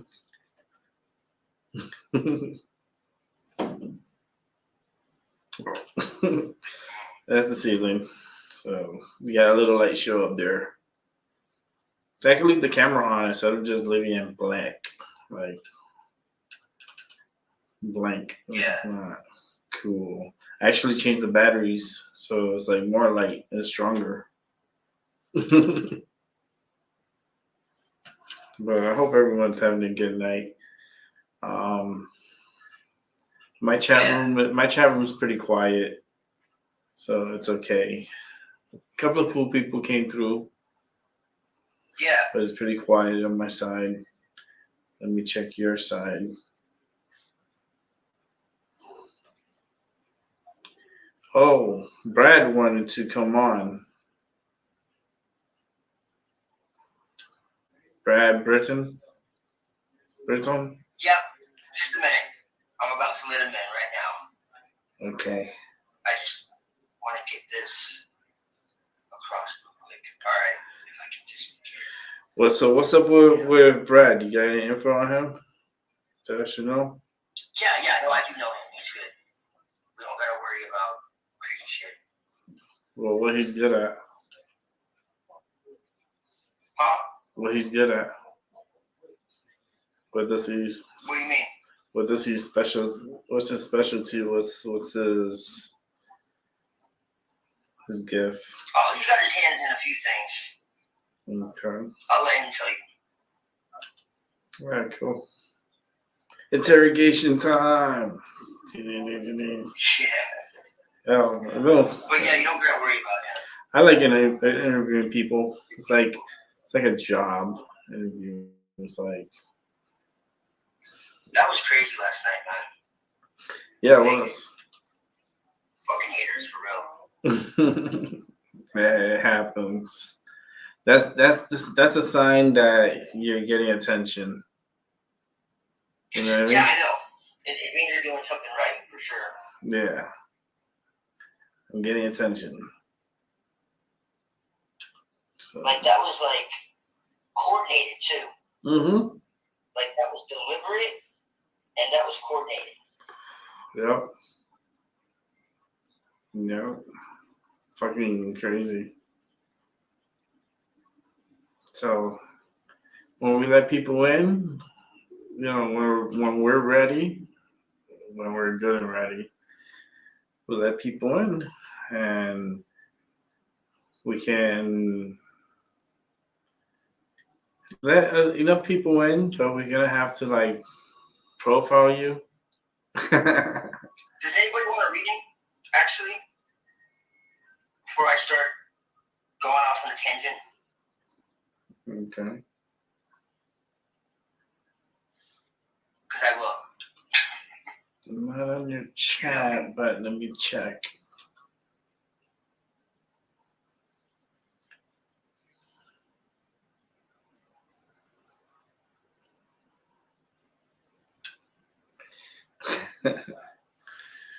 Oh boy. I think you might have one on your side.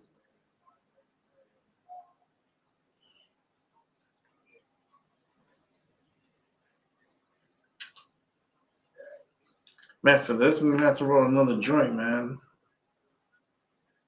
This is gonna be a long show. We're gonna be doing this. I gotta need to roll another joint. Because I feel like someone else is gonna come in and it's gonna be a pretty cool thing.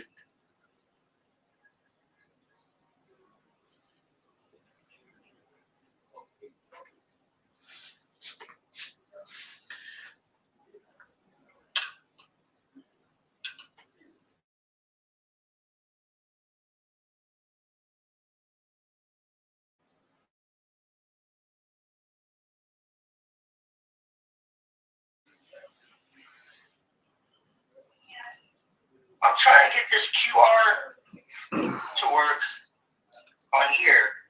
Q. And I'm just... Q. What do you mean QR? I'm new to this.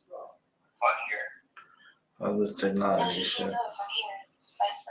Oh, I can't do it the other way around. Use the laptop to log into the phone. The phone will log into the laptop. No, but I am trying to.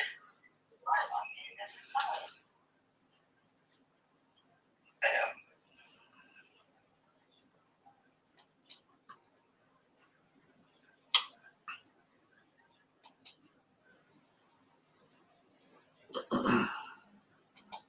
Wait, what happened?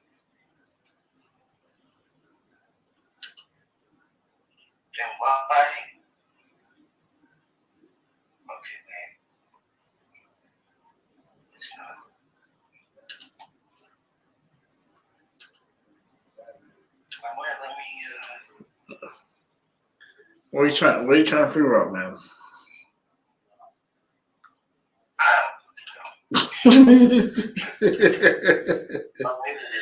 Oh no! Alright, so how do I share? I can actually share screen.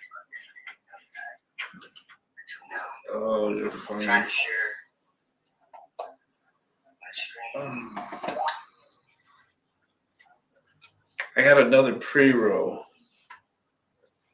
but what I do is I take it apart.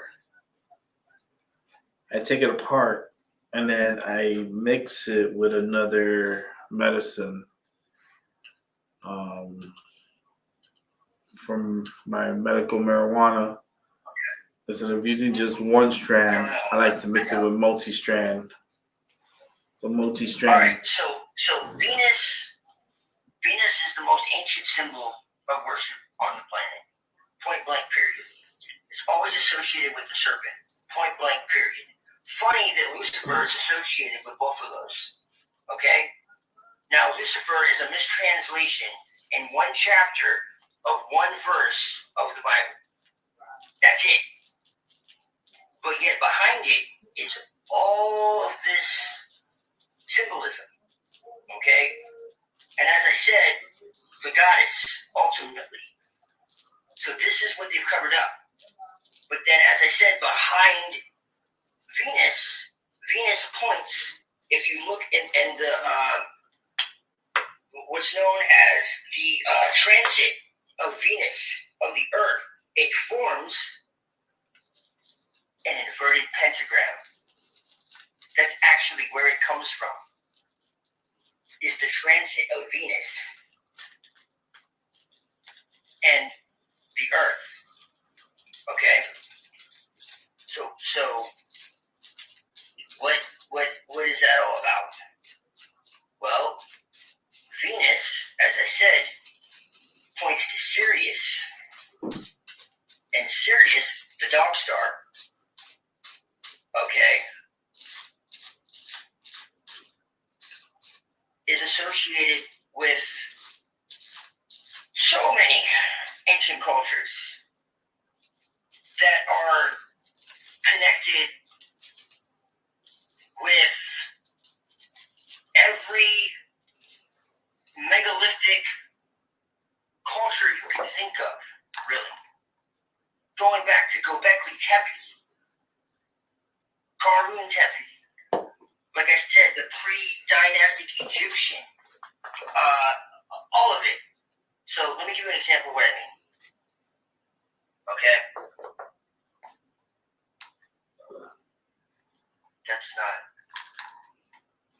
the tab Discord. That's not actually Discord. This is what I was saying. You know what? Fuck it. I don't need to share it. I'm just going to read it to you. Alright, so check it out. I have like all the images and all that, but it's giving me problems. So, whatever. So check this out. Okay. Since ancient times and across multiple civilizations, Sirius, the dog star, has been surrounded by a mysterious lore. Esoteric teachings of all ages have invariably attributed to Sirius a special status, and the star's importance in occult symbolism is an attestation of that fact. What makes Sirius so special? Is it simply due to the fact that it is the brightest star in the sky, or is it also because humanity has an ancient mysterious connection with it?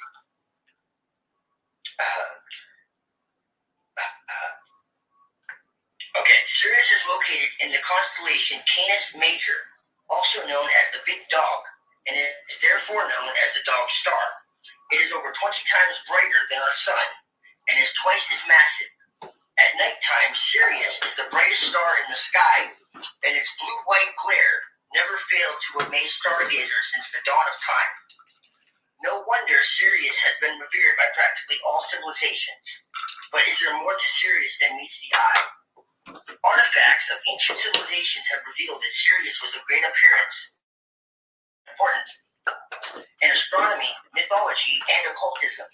Mystery schools consider it to be the sun behind the sun, and therefore the true source of our sun's potency.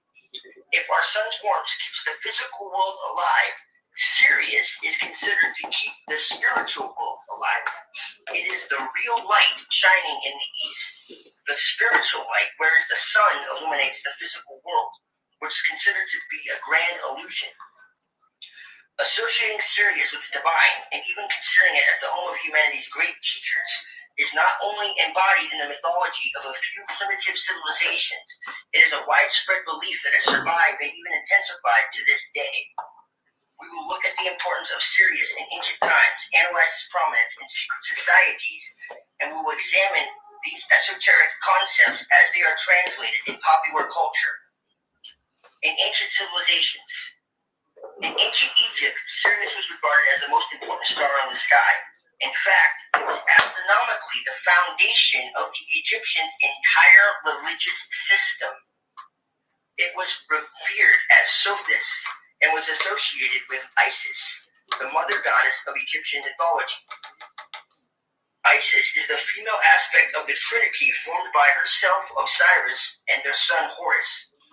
Ancient Egyptians held Sirius in such a high regard that most of their deities were associated in some way or another with the star Anubis. Anubis, the dog-headed god of death, had an obvious connection with the dog star, and though Hermes, the great teacher of humanity, was also esoterically connected with the star. The Egyptian calendar system was based on the heliacal rising of Sirius, so not the sun, but Sirius, the Maya too.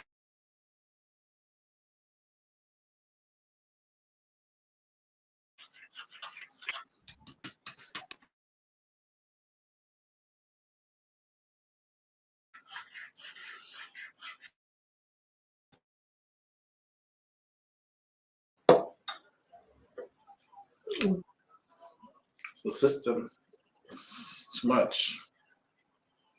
Dog days of summer.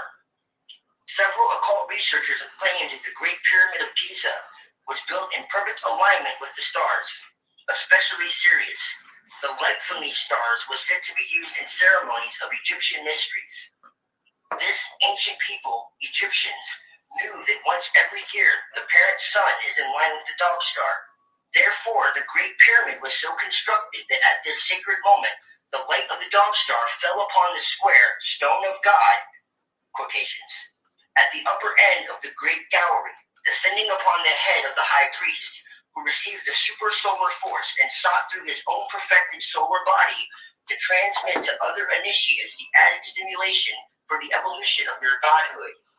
This then was the purpose of the Stone of God, wherein in the ritual Osiris is to bestow upon him the Illumate, the Ath crown or celestial light.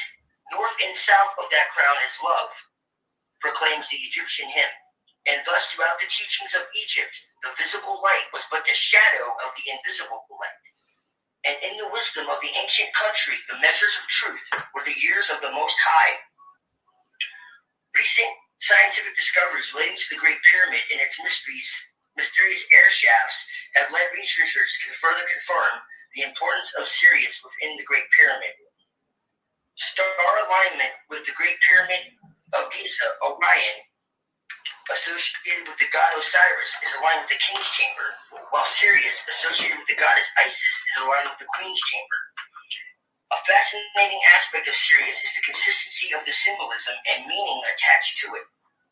Several great civilizations have indeed associated Sirius with a dog-like figure and viewed the star as either the source or the destination of a mysterious force. In Chinese and Japanese astronomy, Sirius is known as the star of the celestial wolf. Several Aboriginal tribes of North America refer to the star in canine terms. The Siri and Tohono O'odham tribes of the Southwest describe the Sirius as a dog that follows mountain sheep, while the Blackfoot call it dogface. The Cherokee paired Sirius with Antares as a dog star guardian of the path of souls. The Wolf Skitty tribe of Nebraska knew it as the Wolf Star, while other branches of it knew it as the Coyote Star. Further north, the Alaskan Inuit of the Bering Strait called it Moondog. The Dogon tribe, in 1971, the American author Robert Temple published a controversial book entitled The Sirius Mystery. Interesting book. where he claimed that the Dogons, an ancient African tribe from Mali, knew details about Sirius that would be impossible to know without the use of a telescope. You need one like the Orion here to make this possible. According to him, the Dogon understood the binary nature of Sirius, which is in fact composed of two stars named Sirius A and Sirius B. This led Robert Temple to believe that the Dogons had direct connections with beings from Sirius. While some might say you can't be Sirius, sorry, a great number of secret societies who have historically held within their ranks some of the world's most influential people and belief systems teach about a mystic connection between Sirius and humanity. In Dogon mythology, humanity is said to be born from the Nomu, a race of amphibians who were inhabitants of a planet circling Sirius. They are said to have descended from the sky in a vessel accompanied by fire and thunder, and imparted to humans profound knowledge. This led Robert Temple to theorize that the Nomus were extraterrestrial inhabitants of Sirius, who traveled to Earth at some point in the distant past to teach ancient civilizations, such as the Egyptians and Dogons, about the Sirius star system as well as our own solar system. These civilizations would then record the Nomus teachings and their religions and make them a central focus of their mysteries. Was the religious, philosophic, and scientific knowledge possessed by the priestcrafts of antiquity secured from Atlantis, whose submergence obliterated every vestige of its part in the drama of world progress? Atlantean sun worship has been perpetuated in the ritualism and ceremonialism of both Christianity and pagandom.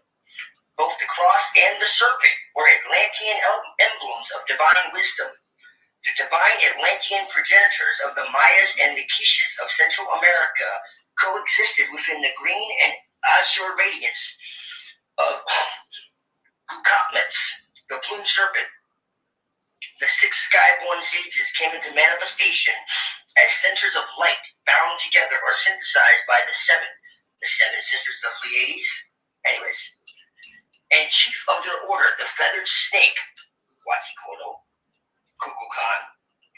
The title of winged or plumed snake was applied to Quetzalcoatl or Kukulkan, the Central American initiate. The center of the Atlantean wisdom tradition was presumably a great pyramidal temple standing on the brow of a plateau rising in the midst of the city of the Golden Gates. From here, the initiate priest of the sacred feather went forth carrying the keys of universal wisdom to the uttermost parts of the earth.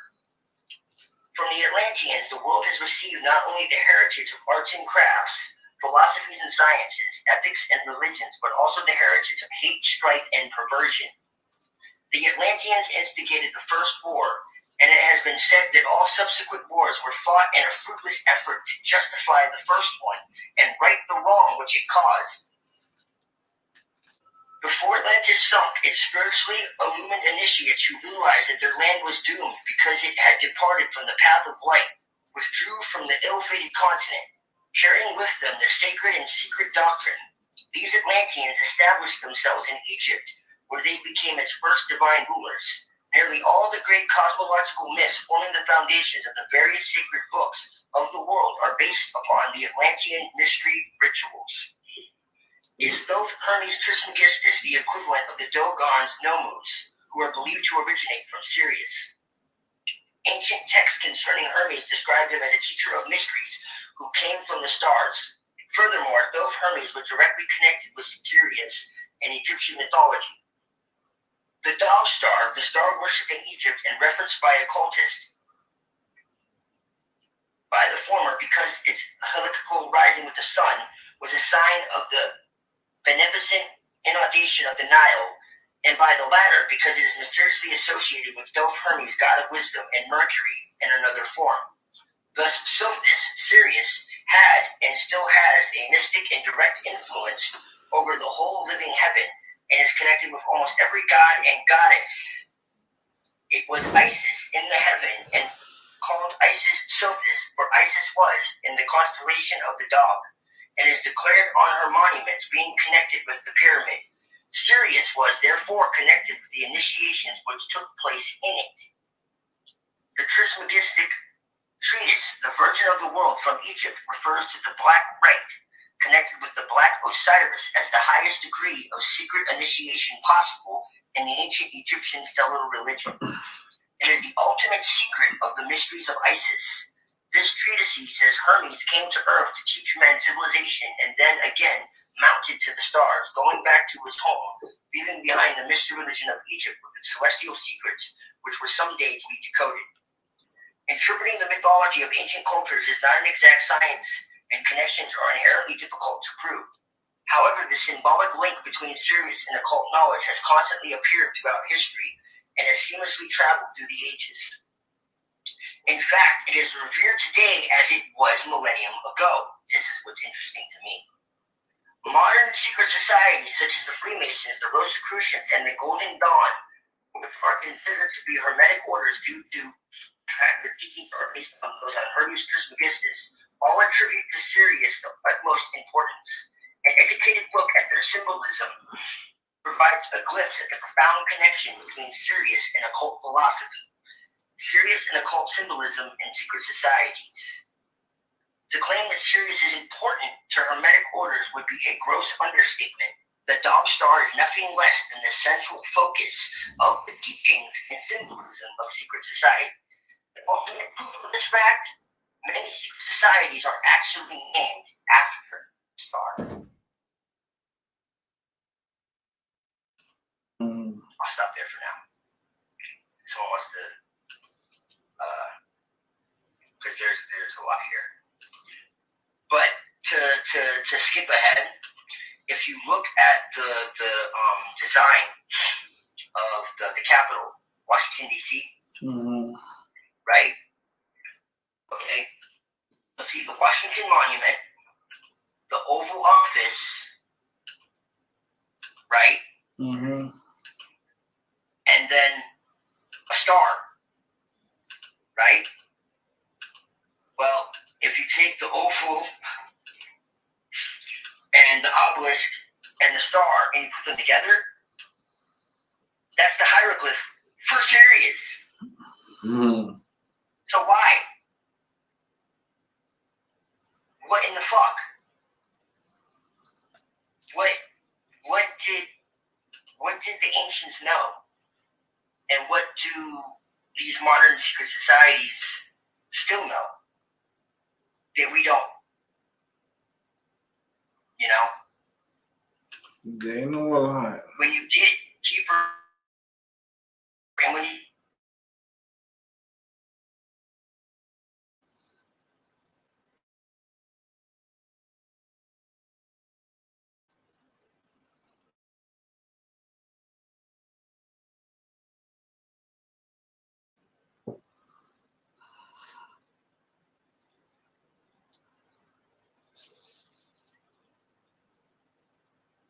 other side is also called Universe B. And Universe B is connected to Sirius B. And Sirius B and Earth have harmonic resonance. And what that means, if something happens there, it happens here too. It's like a mirror. So our ancestors were seriously plugged in to something that we can't even begin to understand. Like I said, all of these cultures that built megaliths, they're all aligned to Sirius or the Pleiades or whatever. And I'm not saying it's ancient aliens like that. I'm saying it's ancient spirits. They're the ones who gave the wisdom. They're not flying around in UFOs. That's Archon shit, as far as I'm concerned. But if you go back far enough, before Yeltsin and all that, I don't question at all that there may have been other races. Maybe they were human, for fuck's sake. Inner Earth. You know, maybe they're there now. You know, I think we're looking in the wrong direction.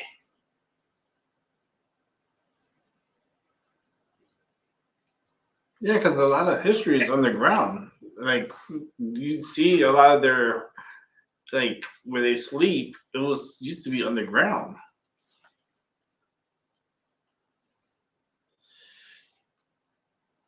Wait, 7? Yo, 7. 7 was here. Yeah, I saw him. I just noticed he had came in. I said, "What's up?" I haven't talked to him in years. Is he still here?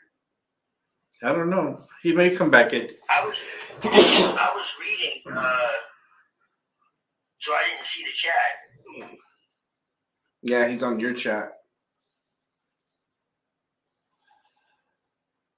Yeah. Yo, He'll be I'd back. like him to call me. Shit, it's been a minute. Yeah, he would. It would be nice to have him come on. I haven't talked to him in a long time too. It's a cool dude. Yeah. Yeah. So I was collaborating. It was like, oh shit, they're back together again. Yeah, Yeah, 7 is man. pretty cool. 7 notes. What's up, bro? How you been, man? Fuck.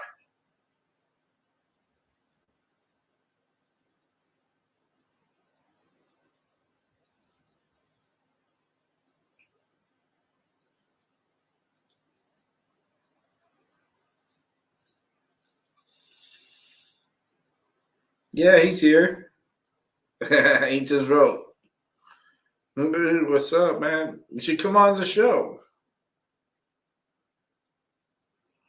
If you want to come on the show, how can we do? I can do this. I can figure this shit out." Little off topic.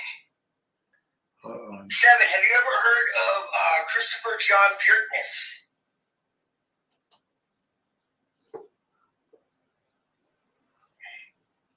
First question. Second question, do you have Discord?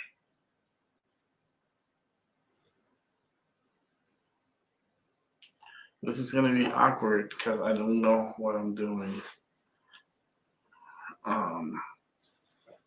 Because this is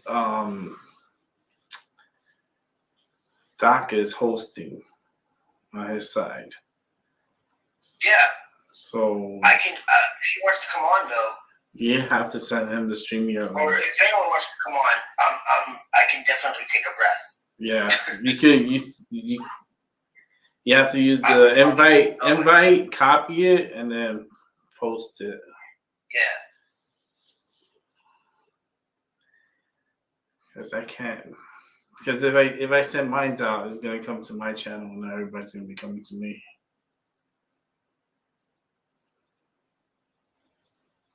You know Adam Green?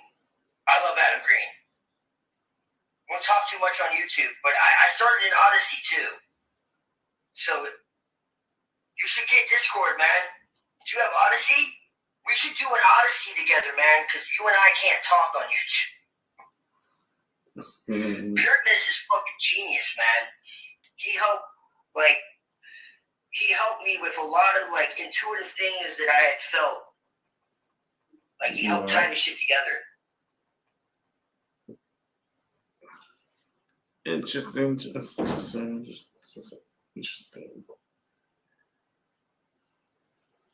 Let me check my channel out.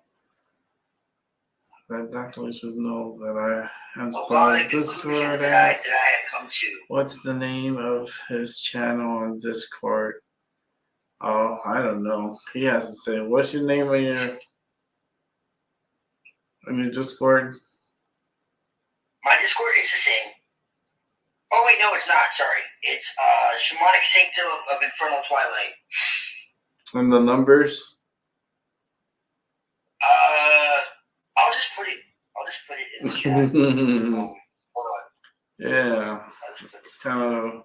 Yeah. Mine's, I forgot the numbers. I know it's my Mind Over Your Matter. It's for practitioners. But I forgot the numbers in the back. I dive deep into practical magic, and I transform my life.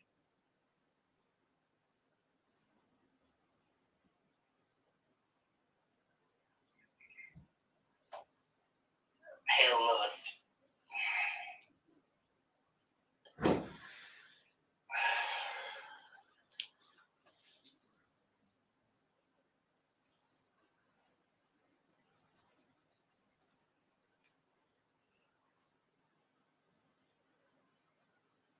He doesn't have Discord. You should get it. It's not bad. I'm learning it. I just got it myself. Yeah, you need to join though, Rick. What? You need to join my server. Yeah. What is that about? It's. I'm back, man. 2 years of So what are you doing there? you know, I don't. of workings of straightening out my life in real life. But I'm back with fury, man. I don't even know what that server does. And I've been networking with people like crazy. Mm-hmm. Yeah, they will find me. People always tend to come across All me walks of life. when they really need me and take me serious. They'll show up.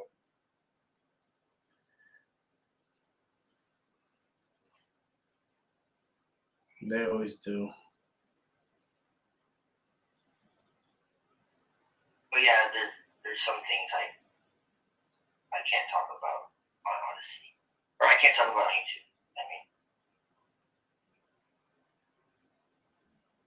Okay, Jessica. Yeah, I need to figure it out because I'm so new to Discord. Like, I'm a baby new. Like super baby. I'm a preemie. I'm trying to figure out Discord. I'm still trying to figure it out, but it is what it is. I was thinking about Twitter. I started thinking about Twitter. Try to like maybe start a Twitter, but I don't know. It's Elon Musk and stuff, and I mean, do I believe Twitter with all this stuff? They have a lot of information in there. I just feel like they're just sugarcoating the news out from Twitter supports predators. That's all I got to say about Twitter. See what I mean? They support predators. If you say anything, they'll call you a predator hater. Predator hater. Fuck Twitter. They're scum.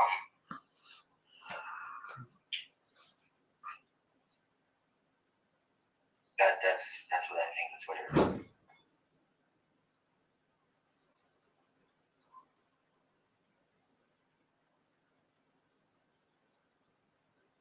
Right, you put some things out. You put your Discord. Yep. That's directed to yours, and then your Odyssey.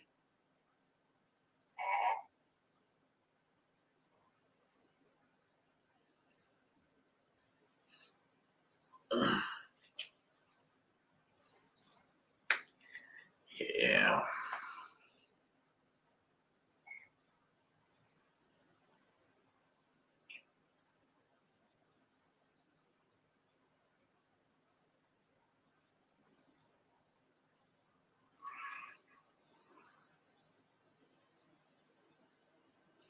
You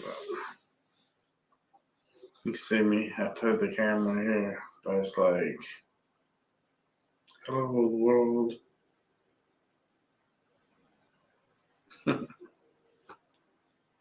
So, see my background.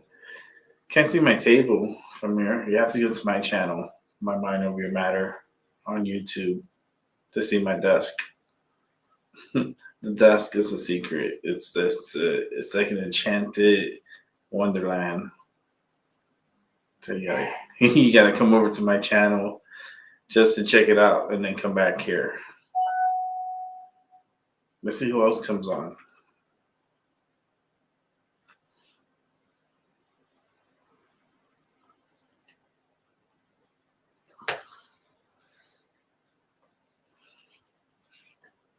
Trying to leave it at the Little Late Show.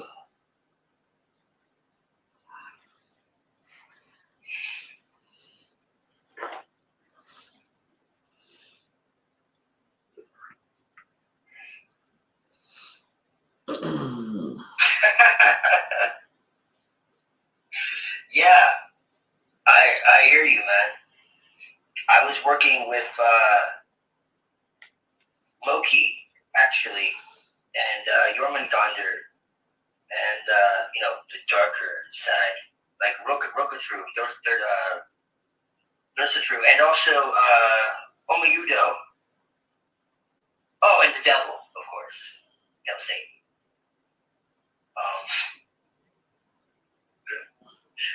But behind the devil is the goddess. They just camouflage you. The serpent is the goddess. Lilith took me by the hand. Oh man. Jesus, I got so much to tell you, bro. It's fucking wild. You put out your stream? I had to disown my father, though. Wow. He wouldn't accept my relationship. Me and my girlfriend got our own place, over a year ago now.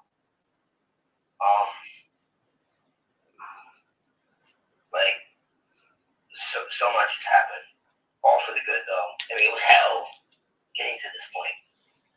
And yeah, I had to, be a ninja in order to accomplish it. Mm-hmm. I didn't have control over my own assets. No one believed in me. I had to make money and hide it. And then when I finally left, I had to do it in secret. I had to literally have everything ready to move, physically, I'm saying. Mm-hmm. In the middle of the night, my friend was ready with the car outside. And they woke up towards the end. But they're where are you going? And they went to go look in my room and they realized it's empty. Mm-hmm. I go to my new place. What? Peace. Yeah, that vacation I went on was to buy time to get a place. So, yeah, it was hopping hotels until I figured it out. And the goddess helped me do it. Long story. Mm-hmm. But yeah, we were in separate states. There was COVID. There was parental objection. There was all kinds of shit in the way, and it all just was obliterated. All the doors started opening. And yeah, some legit paranormal shit. Mm-hmm. I've had communication, invocation, evocate, yeah, it's a lot. It's a lot. She called me her son. She said that we've done this dance before, apparently. I go from loving Jesus to calling the queen of demons, so-called. Shit. And as far as I'm concerned, no one's made the connection, but I think that Lilith is the carnal Sabaya, really. But that's just me. She's been blamed for every imaginable ill. But she's not in the Bible. You know who hates her? You know who hates her, Seven? The Talmudists. Go figure, right? Because they know she's dirty. They know she's a fucking threat. Mm-hmm. That's They right. know she can't be controlled.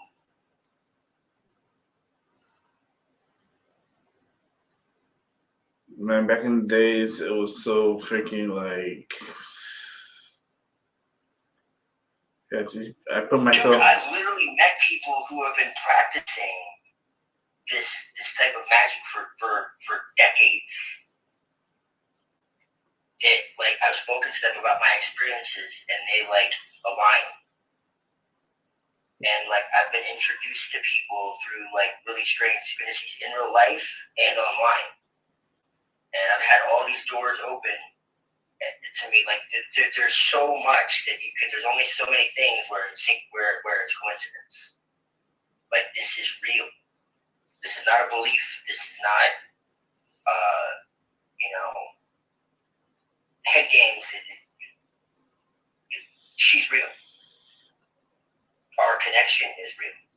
I do her mantra. I do. So the Goetia could be old national. No, the Goetia is Earth energy, bro. It's all a cover up. This is where I've realized, Seven.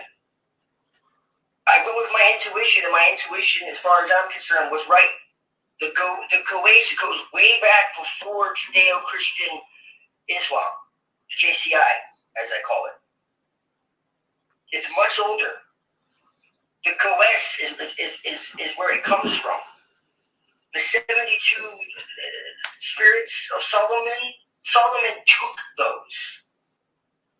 They want you to think that Solomon was the one who discovered them. No, he wasn't. They fucking stole it like they do everything, Seven. Come on. What do you think? It's the subconscious mind as well. It's both. It's part of us, but then it's also a transmundane, transdimensional consciousness that exists outside of time and space. So it's a part of us, and we're a part of it, and we're becoming each other. As we interact with it, it becomes like us, and vice versa. We're evolving together. It's really beautiful. Like, it really is. I have a devotion to her. Every morning, I have a hymn that I do to her. I do it on my YouTube, too, usually, like, way early in the morning. I wake up mad early. I'm only up right now because I've been doing an invocation of her consort, who she says I'm connected to, apparently. She's also spoke to my girlfriend, which is fucking crazy. But, in a good way. But, yeah. I'm connected to King Asmodee, which is her consort, at some level. When I first called her, I had no idea what I was doing, and I went from not having a clue what I was doing to talking to her as if we've spoken 100 times before. Mm-hmm. And she basically told me that's because we have. And it some really heavy shit, man. Mm. You know me, I'm skeptical as shit about everything.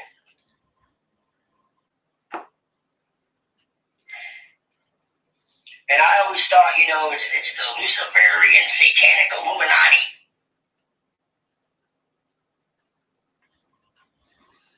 Just like they hide behind God, they hide behind Lucifer. Yeah. We know the God they really serve.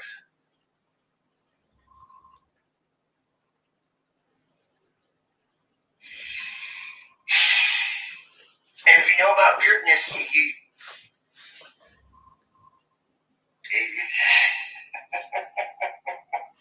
Esau, man, we are the Sitrara. That lines up with my own gnosis. Jesus is Lucifer. Yeah, that's right. Jesus is Lucifer. Jesus stood against that God, that insane pretender. Jesus sent the serpent into the garden.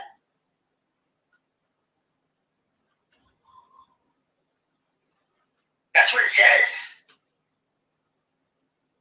I have texts from the 2nd century where Jesus is calling the corners and lighting incense and calling the aeons, all 12 of them, and giving the secrets of their places.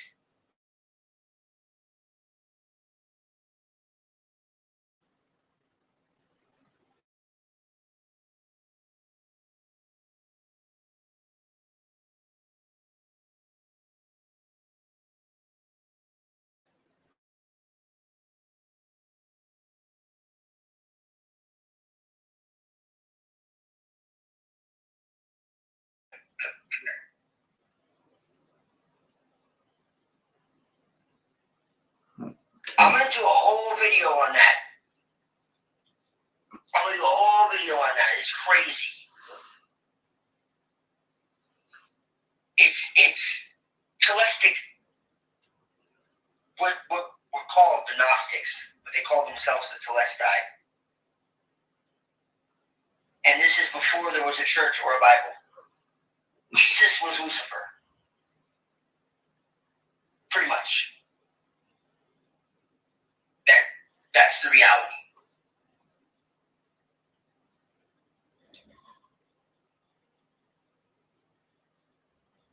He had much more in common with Lucifer than Yotveah. If you actually read what it says in texts like the Gospel, even in the New Testament, really, if you know what you're looking at, yeah, Revelation 22. Don't make me get my Bible out. Mm-hmm. I don't throw the baby out with the bathwater. Mm-hmm. These people didn't create these religions. They perverted them. Even Judaism at one time believed in the goddess and was non-dual. So it's not all anyone. It's not all the Jews or all the Masons or all the Illuminati or all, maybe the Jesuits. They might be the only exception. It's much deeper. It gets into Zevi and these Talmudists, and Jesus talked about the scribes and the Pharisees. Who do you think the scribes and Pharisees are? Who do you think the Sadducees are? Well, what do they go by? What is the Talmud? The fucking law. What does the Talmud talk about? So-called Jewish law, but it's not really Jewish law. Because the original Hebrew people are not the people that claim to be Rupert Sheldrake. I really like him. Mark Stavish, yeah. Mm-hmm. Yeah. I like Andrew Collins as well. Yeah, let me get to the Morning Star shit. Jesus was called the Morning Star a lot. Like, a lot. And he says that he would give those who, how am I finding the exact translation? Because it's pretty epic. And this is in the New Testament. This isn't a Gnostic text. This is in the New Testament itself. If you really read the New Testament without either hating it or being afraid because of the church, you'll start to realize how antinomian Jesus actually was. It's pretty wild. If you read what they say to him and then what he responds, and he constantly talks about your law is of no effect. The letter kills, but the spirit gives life. Your scripture says this, but I tell you this, but I tell you that. And you realize he's talking to the Sanhedrin. He's talking to the highest of the high of the so-called intelligentsia. Okay? He's not talking to Tom, Dick, and Harry on the street. He's talking to the elite. What do you think the money changers are? The bankers of the day.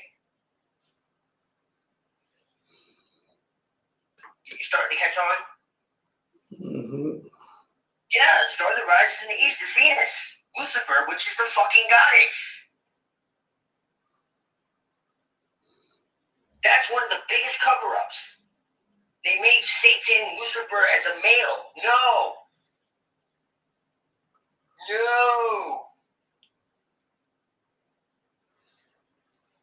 Mm-mm.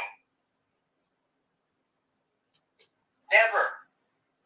I don't know if you were here earlier, but I made it pretty fucking clear that Lucifer is a goddess.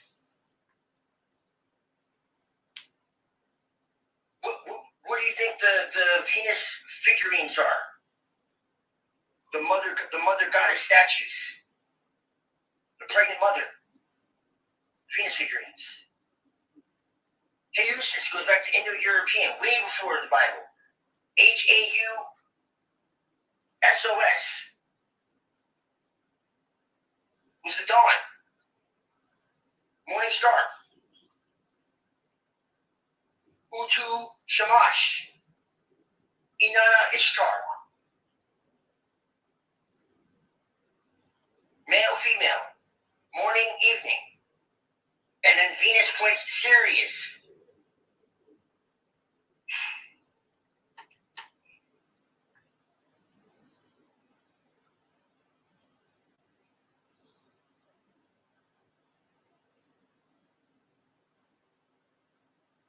Curse the serpent. Curse the woman. You curse them together. I don't know if you noticed that. Curses them at the same time.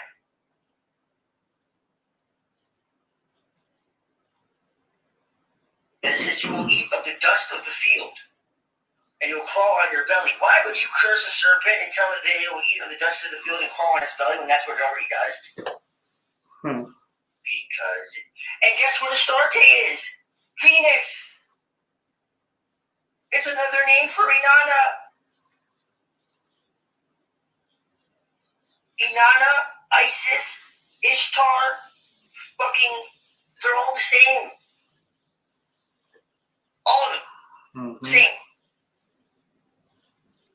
They were all the queen of heaven.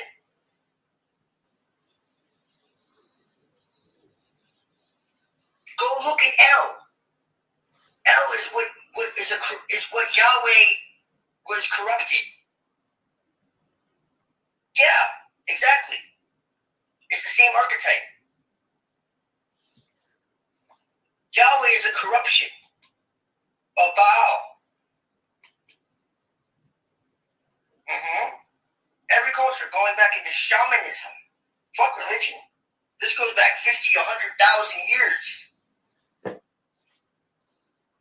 As I've said endlessly, the oldest symbols of worship on the planet, and this is a fact, are Venus and the serpent. Period. Oh, word, man. Good to know. Truth bringer. There you go. In Sanskrit. That's why they made it evil, Seven.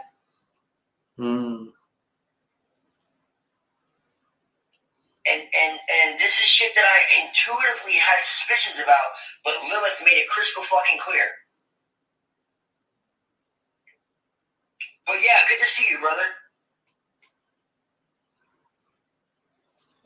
Yeah, it's been a while since I've spoken to Seven. I hope he's doing okay. Like, they hoodwinked the fuck out of us, man. I gotta give them credit. But it's over now. They tried. It's over. They did good. They did good. They tried. Now we're figuring it out. Yeah. Now it's our time. Yeah. This is the Aeon of Lilith. This is the first year of the Aeon of Lilith. Yeah. Yes. We're back. Ave Satanas.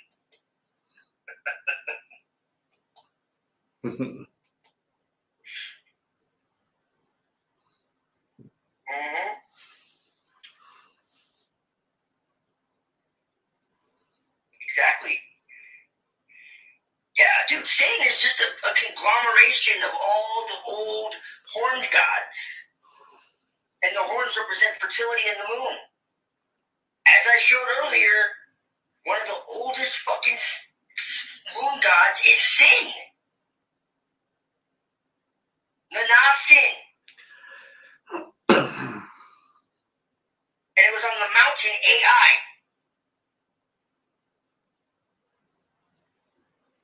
Are you talking about Tanaber? Or Leviathan? It depends on who you ask. Because then you have Apep and like there's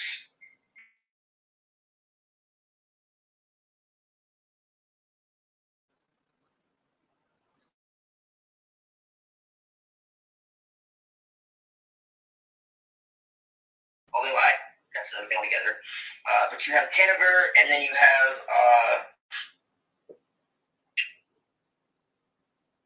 Leviathan are the main ones. Tanaver, yeah. Have you read the Reaper Lilith? That's another one I gotta do a video on. Now that I can share my screen. When my girlfriend's not using her laptop.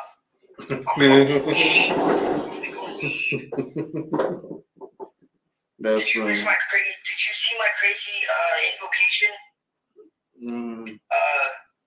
Demonic enlightenment? No. To Asmodee? When was it did you do it? Liber Lilith? I'll send you the PDF, bro. Alright. Join the Discord. Join my Discord, dude. I'm on Discord. I'm about this shit. I'm on Discord. If I'm not eating or with my girlfriend, I talk to you all the time on Discord. Shit, I'm doing this. It's your channel. Yeah, check out my Discord, dude. I got like tons of shit. I'm just like I'm still learning. information. I'm trust me, seven is you're gonna be. I've been cataloging information and Listen. like collecting grimoires and doing invocations and evocations and divination and yeah, man. Like listen. Like, I'm a Discord. I'm a Discord version. No, it's a lifestyle now. I can't go back. I can't go back. I'm a Discord. I'm a Discord virgin. I still learning my ways through it. I only talk to 2 people, and that's it. It's you need to join too. It's Jessica and you, and then we don't do much. I just set up my shows through you there. You know, it's a direct link. Dude, his energy is unreal. And Lilith says there's a connection between us. That's what's fucking nuts. It made me feel so alive, though.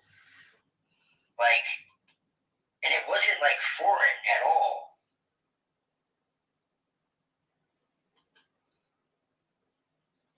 Ashwadeva, yeah. The precursor. And it probably goes back even further than that. But I'll get back to you on that because I'm still looking into it.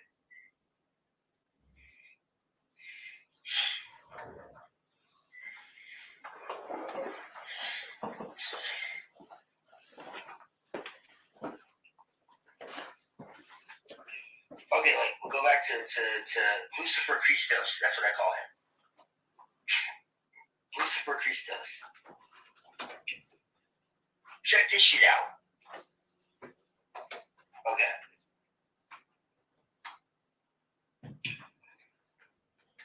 Revelation 22:16. The final invitation. I, Jesus, have sent mine angel to testify to you. First off, who the fuck is this angel? And to give you assurance of these things for the churches, I am the root and offspring of David, the radiant, bright, and morning star.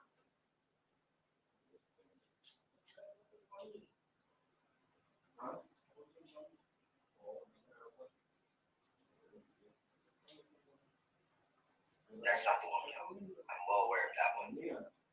But there's one where he talks about, I will give to my, this is the wrong version, that's why. Hold on. It opened the wrong version. This has like multiple versions of the Bible. Just cause, yeah, a lot of translation fuckery. There's like over 30 verses where Jesus is referred to as the morning star.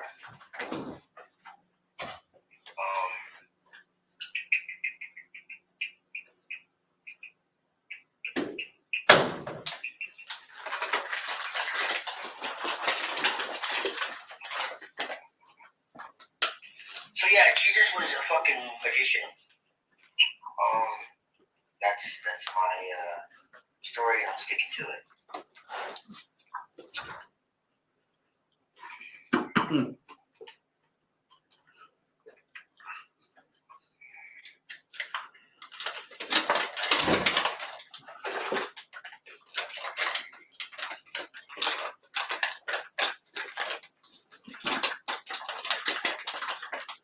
Accurate, but yeah, they say that he's a hybrid. Actually, if you look into the Arabic, what's really interesting is the Islamic lore about him. That's what I think is interesting.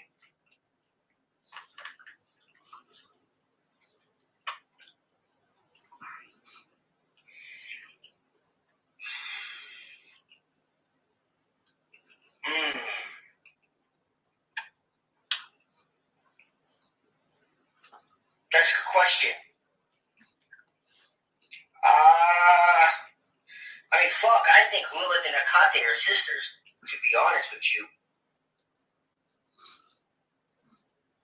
Yes, there is quite a bit. Mm-hmm.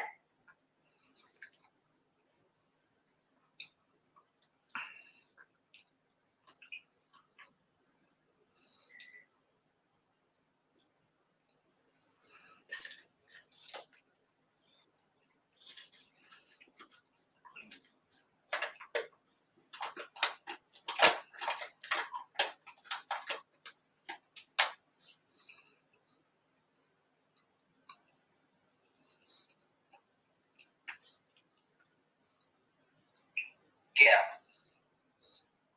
I'm not even getting into that fucking crazy book. It kind of triggers me. But yeah. The Talmud has one to say about Lilith. None of it very flattering. I'll tell you that.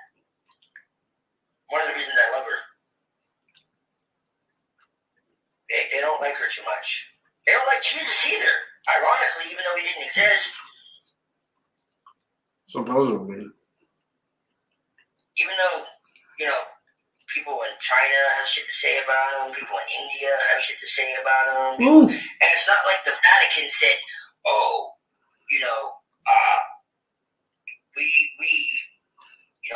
like they said, this is what they say in China about, Jesus, and this is our lineage, and we kept records of this and that. No. The natives say this about him, and they call him by different names. But yet, there's no history. Maybe there's no history because it's not his fucking name. It's just weird to me. Like, I think that Christ, okay, first off, I think that Christ is something that exists within everyone, or can, potentially. And I think that whatever his name was, the Talmud calls him Yeshu,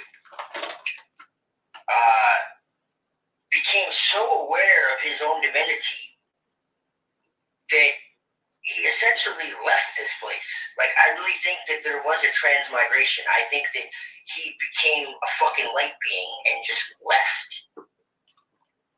And I think that he was trying to show other people their connection to divinity so they could do the same thing. And they said, fuck that, we can't have this. And they iced his ass. Like mafia style. Like, think of the Judas kiss. The kiss of death. Right? That's all symbolic. The shit didn't happen. The whole story of Jesus is fucking allegory. It's astrotheological. The kiss of death, why did Judas kiss Jesus? When a scorpion stings you, it looks like 2 lip marks. That's why. That's why you have the kiss of death in the mafia. You're fucking done. That's what it was. Why did they have to kiss him? If he's doing miracles and all that, why did they have to identify symbolism? Moses had the ram's horns. Aries. And they blew the ram's horns. Then they had the golden calf.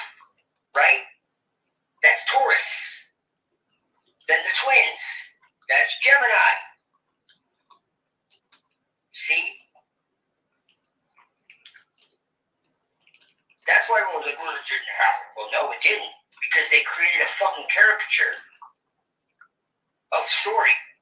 Go read the Apocrypha of John, the Pistis Sophia, the Gospel of Thomas, the Hypostasis of the Archons, and then realize they're just as old as the Bible, if not older. Then you'll understand what happened. We're cheapers. Or at least that's my conspiracy theory. Which to me makes total fucking sense.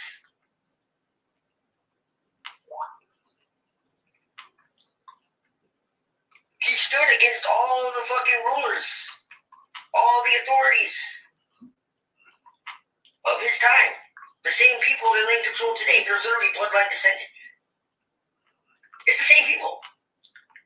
The Sadducees, the Sabbatine Frankists, Jesuits, Illuminati, they're all one. And I can actually prove that. But that's another video. They are one. And they have the same religion they had then. That he was fucking pointing out. The same one they hide behind Christianity and Judaism and Islam and Satanism and Luciferianism and whatever the fuck they can. Go read the Supreme Oath of the Jesuits.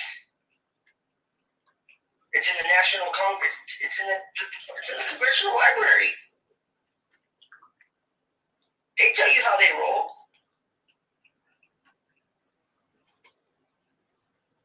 Dude, he married,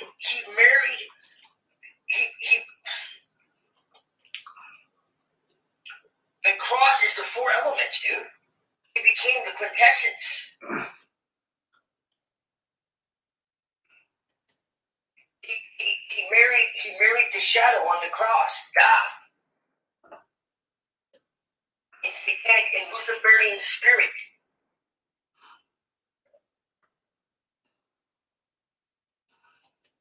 He surrendered his persona. Think about it. I did a video a long time ago on this in detail. Like the symbolism. The cross is a pagan symbol, first off. Did you know that the earliest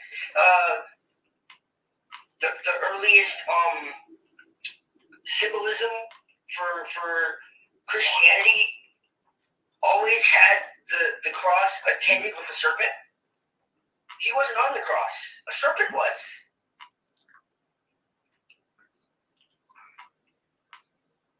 Far out, right?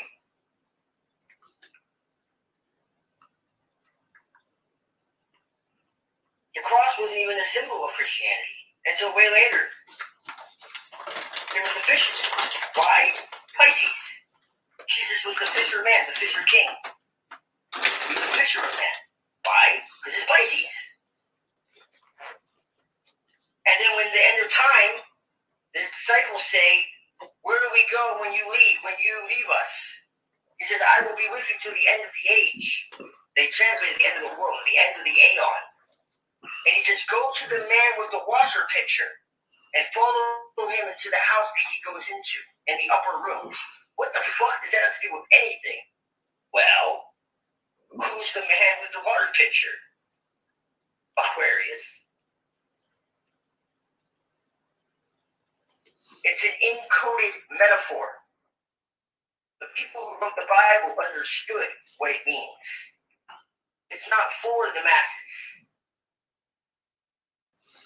It's not meant to be taken literally. It's a joke.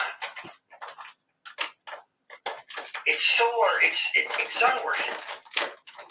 Jesus is the sun. The 12 disciples, the 12 signs of the zodiac. These disciples, deacons. What is a deacon? In astrology, you go to church where you have deacons. Why are they called deacons? It is a spell book, curses and blessings. The Bible is a grimoire, dude. 110%. And the Jesuits are the most... You think we're black magicians? The Jesuits are more refined in black magic than any Tibetan, Vaughn, Luciferian could dream of being. Because they got all the knowledge from all the cultures, from all through history. They know exactly what it all is. Do you think any of these churches or any have anything to do with what Jesus was about? Fucking please. By their fruits you shall know them. The fact that people don't get this, especially Christians, blows my mind. Like, what in the hell? They did say the whole world is deceived. Well, I guess they weren't joking. They don't think to change times and seasons? Yeah, well, they did that too. Look at the calendar. They literally added a fucking leap year. It didn't exist. No. We had 13 months of 28 days. For exactly 360 days.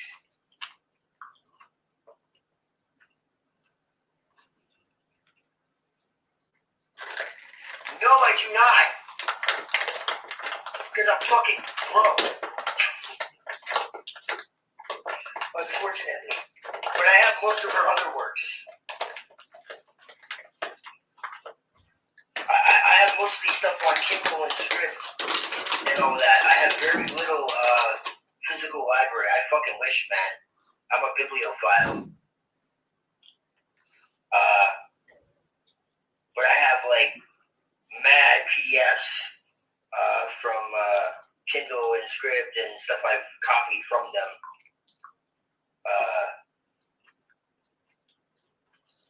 But I'm very familiar.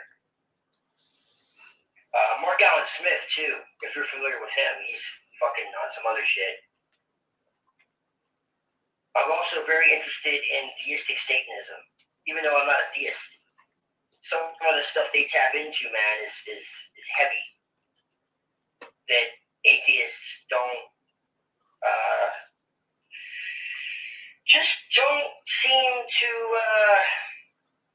get to that level of power. I don't want to say that. But, yeah. I'm an animist, so I don't really let any belief affect me. I'm a magician. I'm very much in the vein of Aleister Crowley and Kenneth Grant. That's how I initiated. Crowley was my initiator.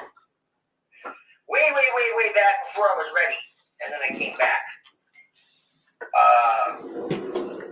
Not that long ago. Actually, y'all are my elders. I mean, in regards to like the Skype group.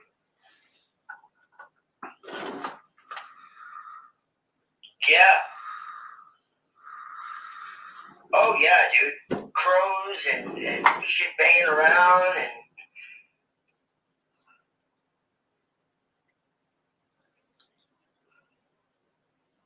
there's a few of them.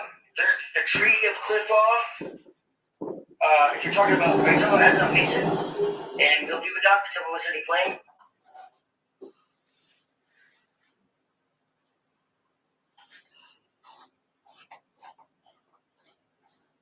I mean, I can pull the shit up right now, honestly.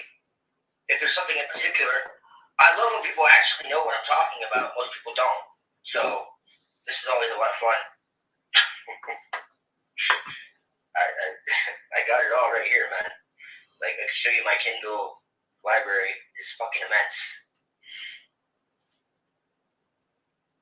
Like, this is what I've been getting into right now. Because it's written from a pagan perspective, so there's not like all this Lilith, Queen of Vampires.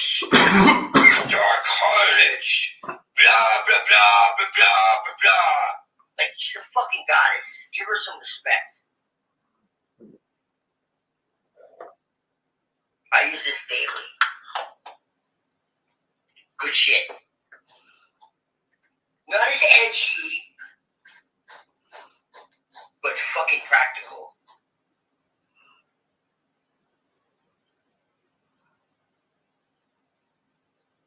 I'm not saying it doesn't have its place sometimes, but some of this shit is just ridiculous. Like, I'm not 15, dude. And then some people take this shit literally. Like, they really think that she's the queen of vampires. Like, get the fuck out of here, dude. She's a goddess.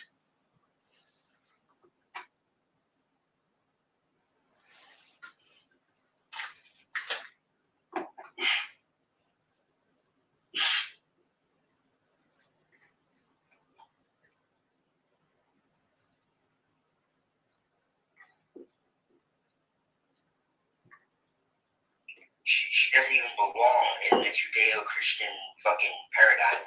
She's much older.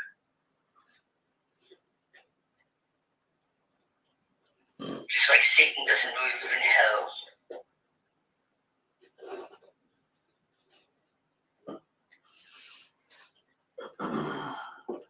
What about Michael W. Ford?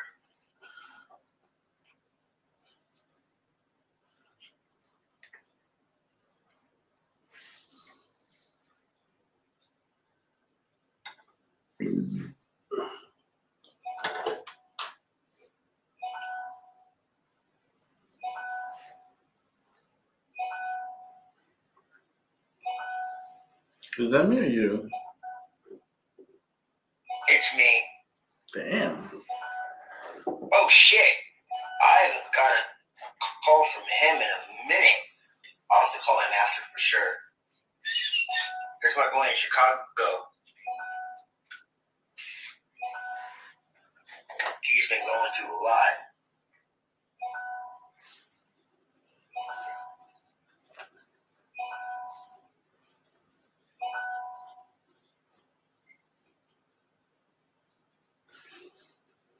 Yeah, Chicago's rough.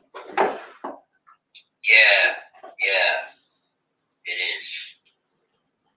He's in the roughest part too. Mm-hmm. He's straight up G. Yep. Yup.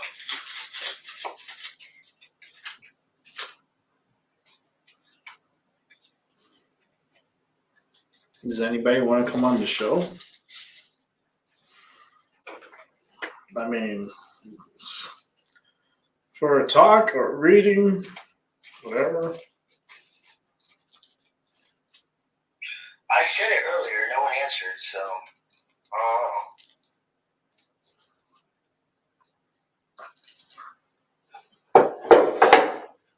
I'm rolling another joint, so that's a pretty good thing. So I'm very enlightened tonight. I'm feeling good.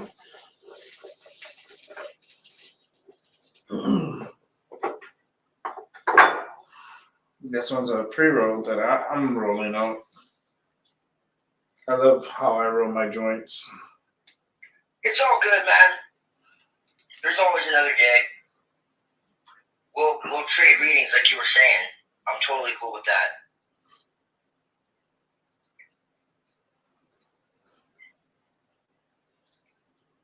I do invocations and readings are like crazy. We do energy readings.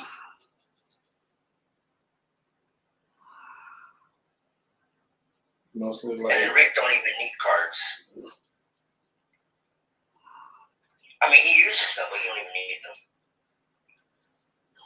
need them. just see things, hear things.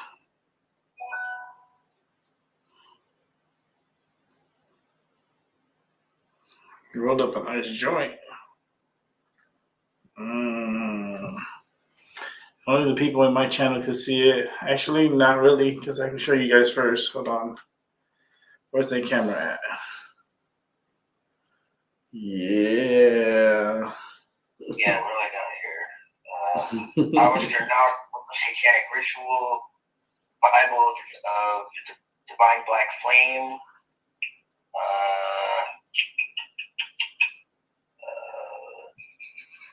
Liber Espet, Temptatio Diablo, which is temptation of the devil.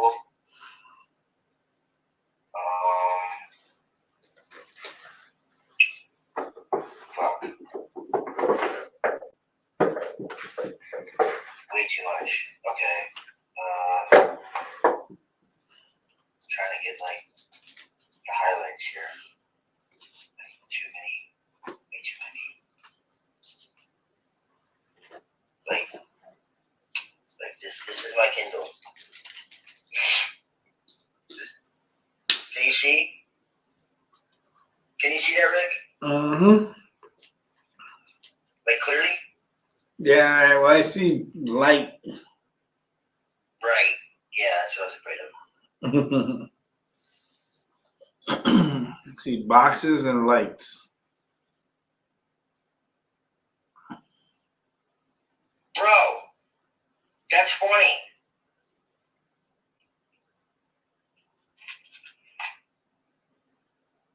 This one?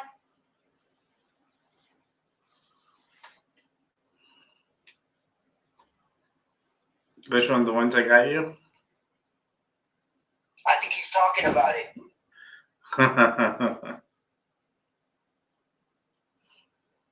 Go figure, right?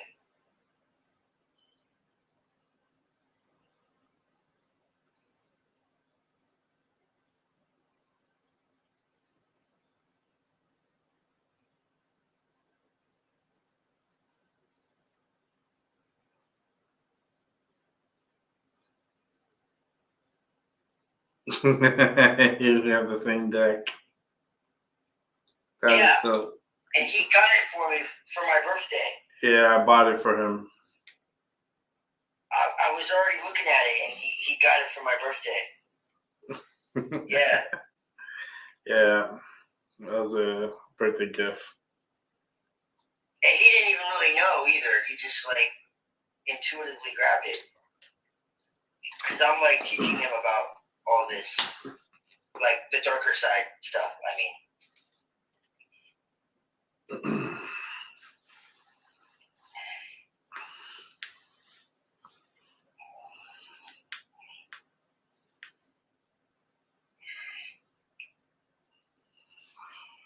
See how my channel's on.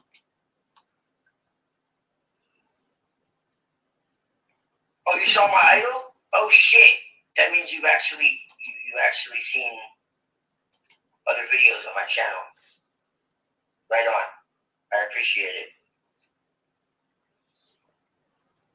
My girlfriend. Actually. Yeah, I highly fucking recommend you do, man. It was a game changer for me. I always wanted one.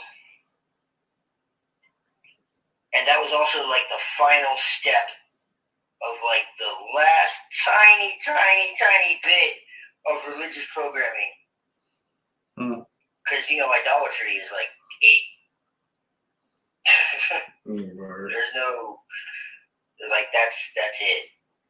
Like, you're going to hell.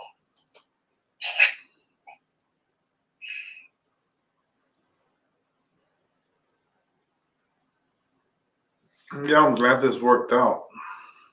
But it was, if you're asking where I got it, it was Etsy. Oh, she got the, never mind. Yeah, she jumped on it. She's on it. She's on my channel. She's like, the whole damn time. she's been going back and forth. You know what? She's been on my channel. She comes over here to your channel. She's on both channels. What? I have it too on my computer. I have both channels. I have both channels on. Yeah. Come here. You don't gotta be that much of a ninja. No, I was listening and I was bouncing back and forth and I was making some jewelry. She's a super ninja. Super ninja. She's like a Power Ranger. I would be. What Ranger would I be?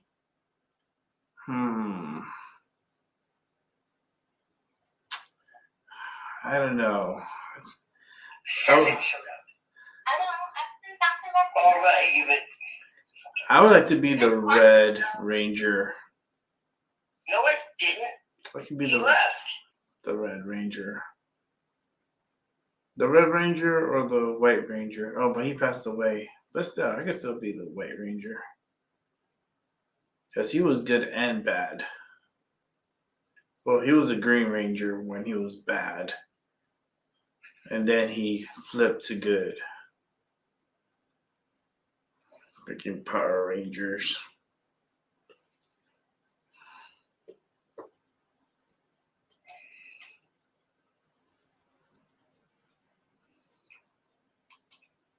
Who used to watch Power Rangers? I kind of tapped into it when I was growing up.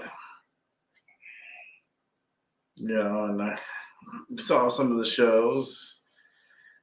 You know, kind of copied my Voltron a little bit, but it's okay. It was unique. Power Rangers. I definitely would have been the Red Dragon, whether the Red Ninja or the White, the Green or the White.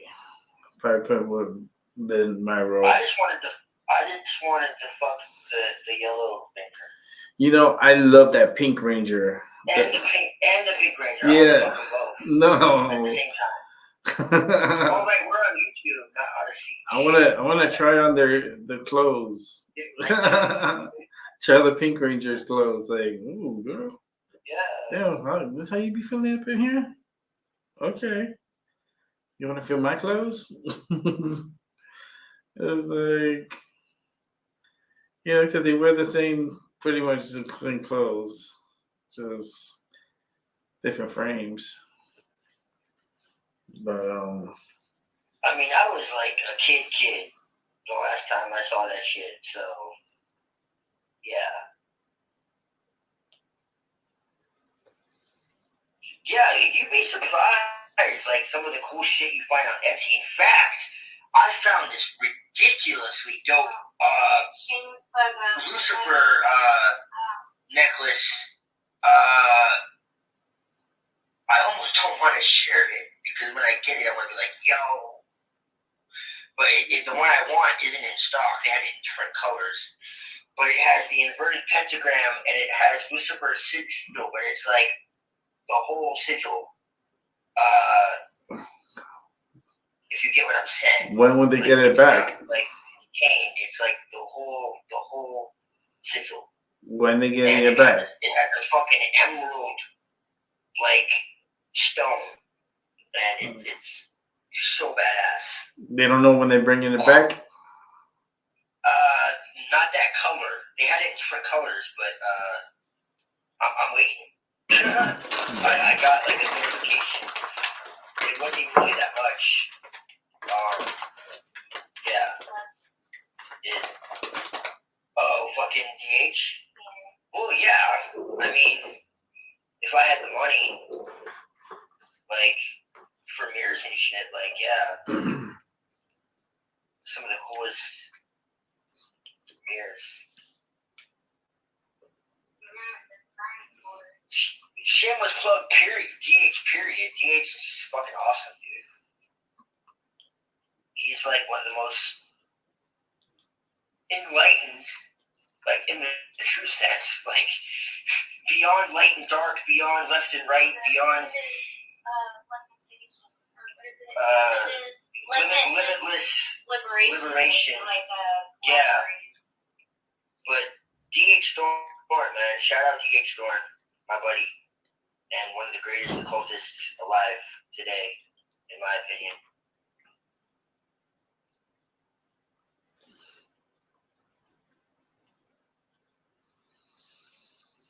Like,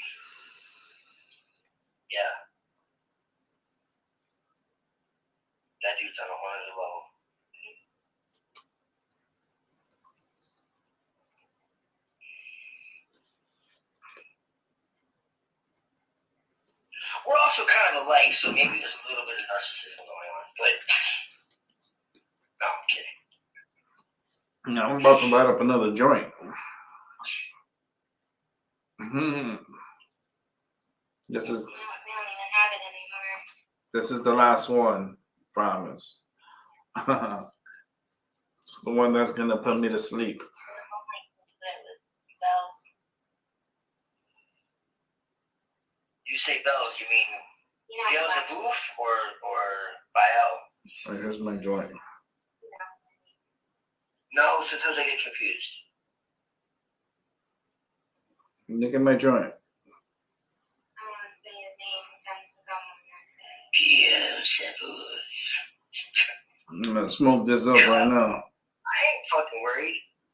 I'm not worried. I'm past that point. That was years ago when I was like That- newish. That's not why. Now I invoke Asmodee. In fact, you know what? Maybe I should work with him a little closer. I mean, I was in, but no, that's actually Baal, technically.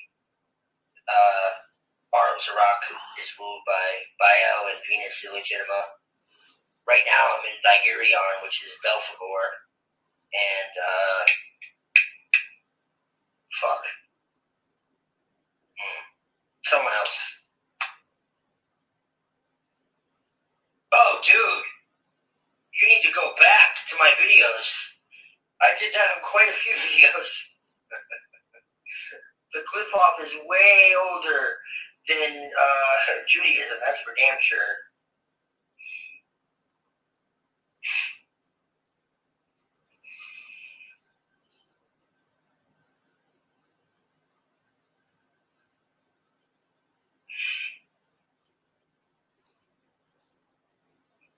Way older.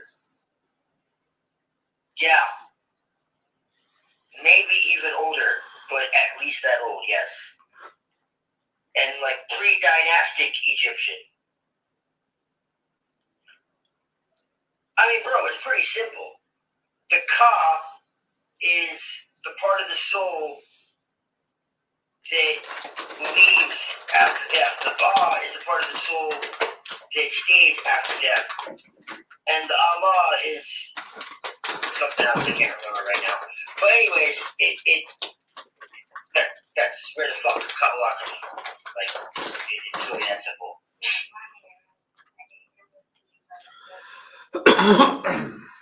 Allegedly, yeah, well, it's the goddess, as I keep saying. So Belial is a fucking goddess, ultimately.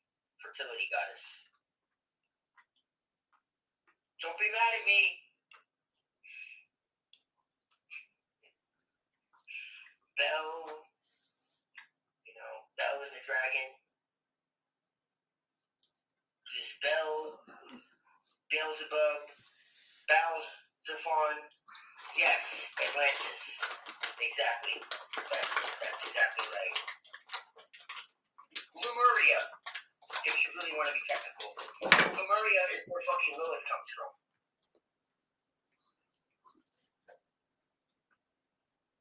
That's for sure.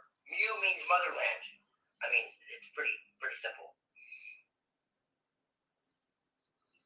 Is it true the magician should work with both the trees, but not one?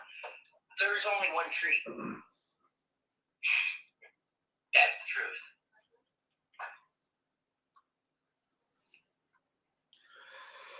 There's not two trees. There's only one tree.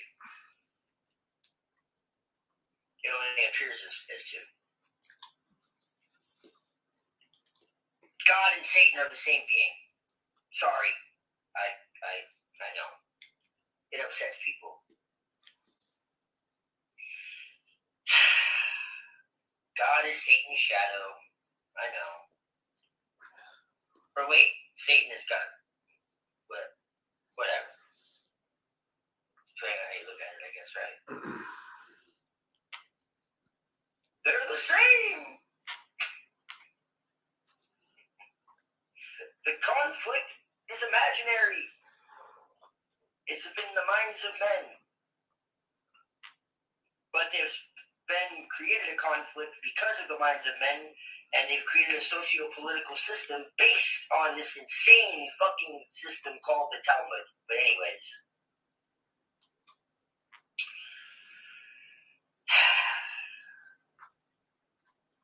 What treat? I'm gonna get into Kenneth Grant. Yeah. Exactly.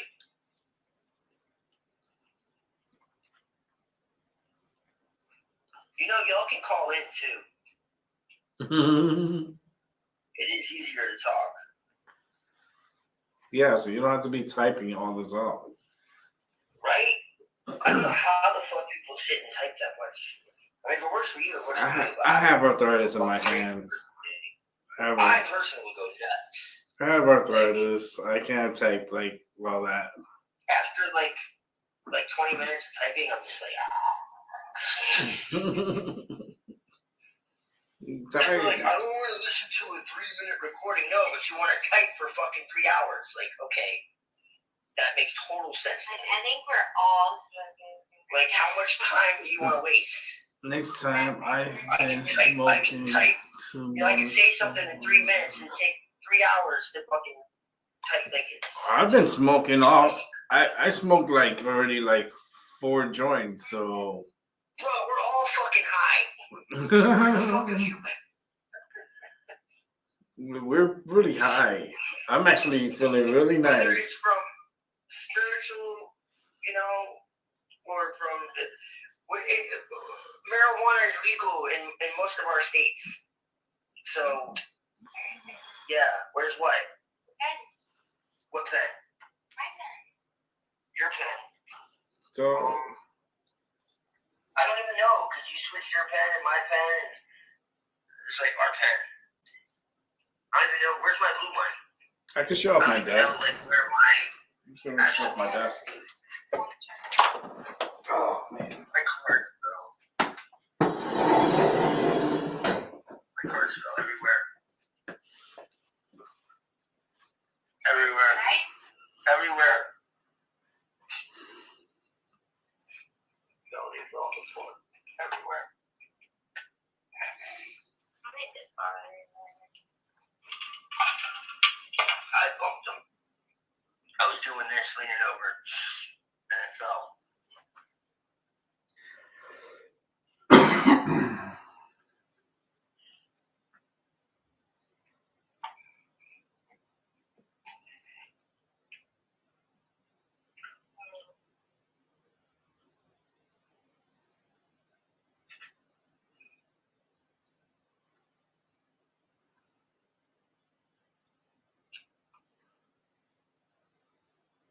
What? What are you laughing at? What else? Everything. Not everything. Really? It seemed like it. What the hell? You got the deck in your hand. I don't know. It seemed like it was a lot, babe. Oh, that's fucking cool. I never even actually seen that, Rick. You got more shit since the last time we talked. Or since the last time, like, you... Oh, damn, dude. Literally 13 cards. 13 cards, really? 1, 2, 3, 4, 5, 6, 7, 8, 9, 10, 11.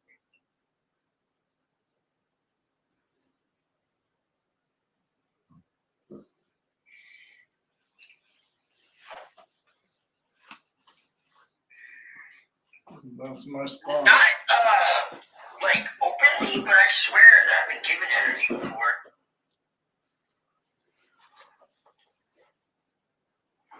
Wait, Rick, go back to the statues, yo. Which one? How do I blow this? Hold on, I'm trying to, like, it's small. I want to see, like, big. Like, how do I do it? You got me. That makes me big. I want to make him big. That's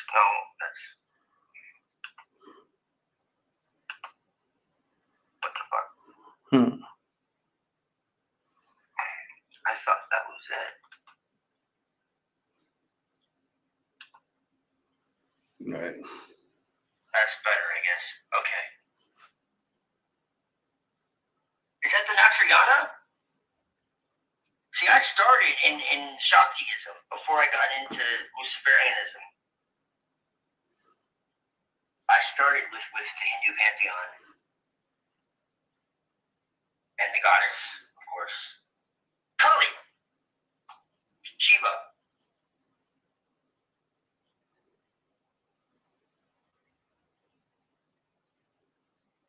That is the Natriana. Yeah, the dance of creation and destruction. I always thought that was so fucking cool. I saw that shit tripping one day.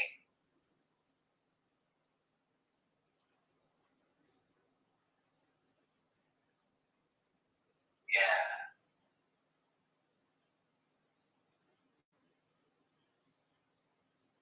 Hell yeah. There's some connections between Shiva and Lucifer and Ganesh and King Belial too. I know that sounds fucking weird, but there is. I'm not gonna put it as dogma, but there's something.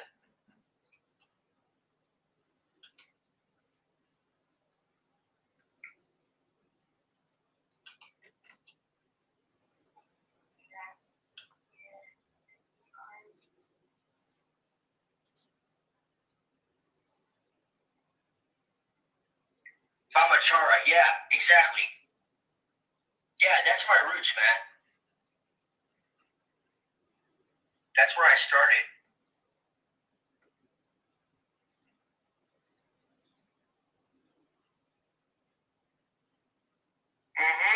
Enki, yeah, dude, Enki is very much, I wouldn't say they're the same, but the fact that he stepped out of the abyss without a mother, kind of like Set, tore himself out of the womb, is really interesting.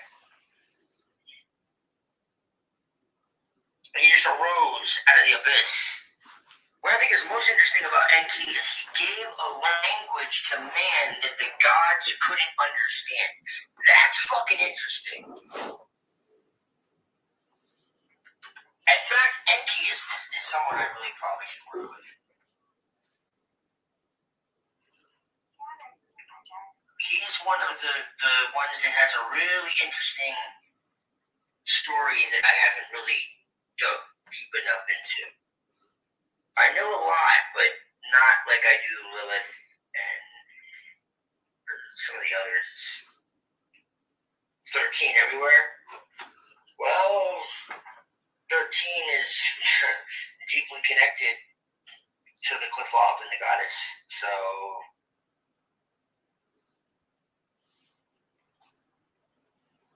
makes sense.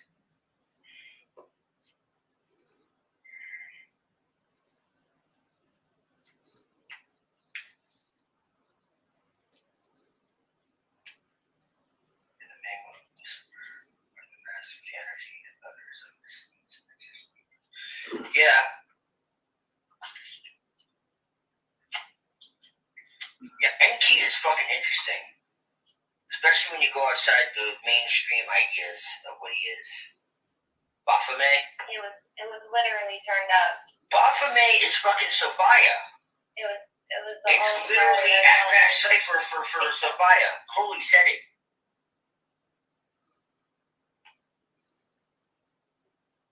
Which again proves what I've been saying, that it's always been the goddess. Aleister Crowley and the Hidden God by Kenneth Grant. The hidden God is the goddess.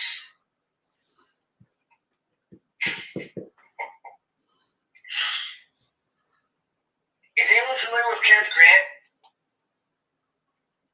Because that's probably the next big thing I'm going to dive into, is his works.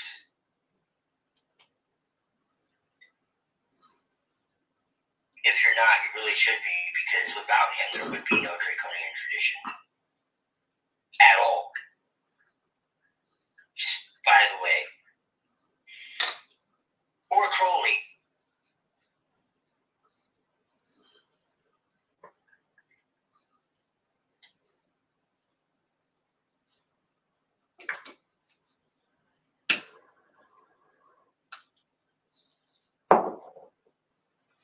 Everything we know about the Qliphoth came from Liber 231,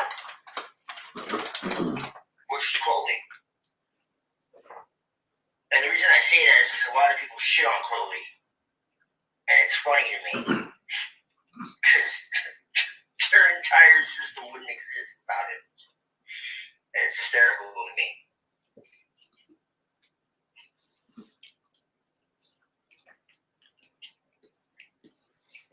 Astral Dynamics by Robert Bruce.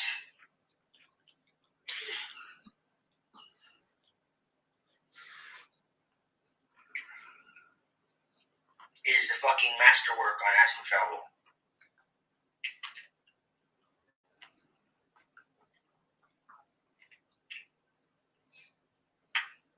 Yeah, Kenneth Grant wrote the Typhonian trilogies. It's 3 trilogies. So 9 books in all. The first 3 are about Crowley and his rediscovery and like gnosis on Crowley. And he was Crowley's secretary and in my eyes his only true successor. People will fight him to death on that. But to me it's what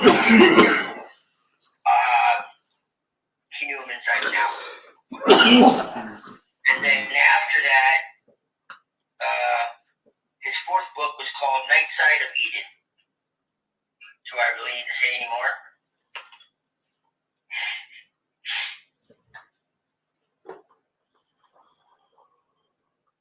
And from there, it goes into the Draconian tradition, which is the serious tradition. Oh shit, I spoiled it. Sirius is Satan, Shaitan. We were talking about Venus earlier, and Sirius. Yeah, because the Setian current is the Sirius current. Azazel. Shockingly, no. I haven't. Which is weird. Yes, it is. I read all of Michael Aquino's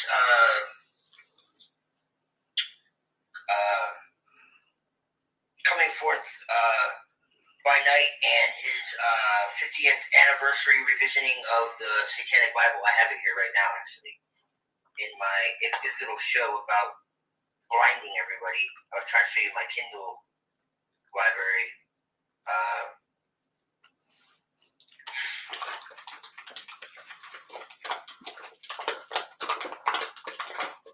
I read it pretty fucking quickly. I think that was like tapping into like lost storage or some shit. It's weird, man. Like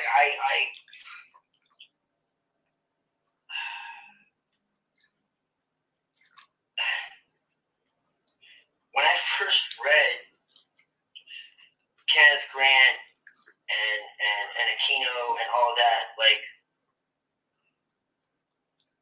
I thought that I was gonna be like totally perplexed.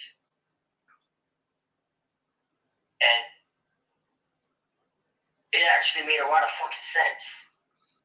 And I read in it that, like, in the book, basically, that few people understood. And I'm like, okay, so how the fuck do I understand this shit? Because, let me remind everybody, I've not been doing this for a super long time. I studied the occult for a long time. I was in white magic for a while, you know, but I didn't even think of getting into any kind of dark magic until 2014. And then I was a dabbler. Mm-hmm. It wasn't until 2016 that Lewis first got my attention, and it wasn't until 2017, 2018 that I really started diving deep. So, what the fuck? You know? Order of the Vampire.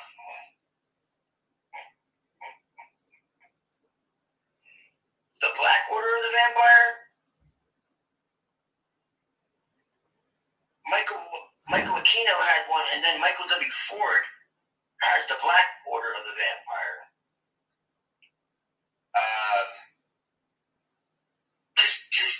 Just full disclosure, I was never initiated into anything. I was never taught how to communicate with anything. I was never taught how to astral project. I was never taught how to contact spirits. I was never even taught how to meditate. Well, that shit just started fucking happening. I'll let you make of that what you will. The reason I say this is, like they say, all the glory to God, all the glory to Lilith, because this shit don't make sense to me. She says we've done this before. I tend to believe at this point, because I don't know how the fuck else I'm where I am right now. Mm-hmm. It doesn't make any sense to me.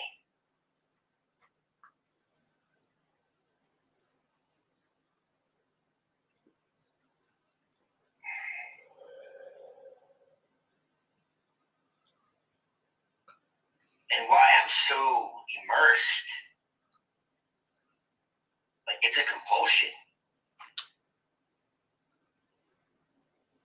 Bordering obsession. Me and Eric talked about it. It's bordering obsession. And that's okay. It's an intense hobby. But Very intense hobby.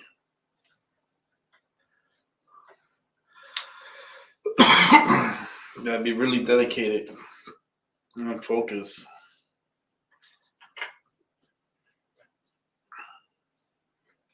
the 22. It's not easy.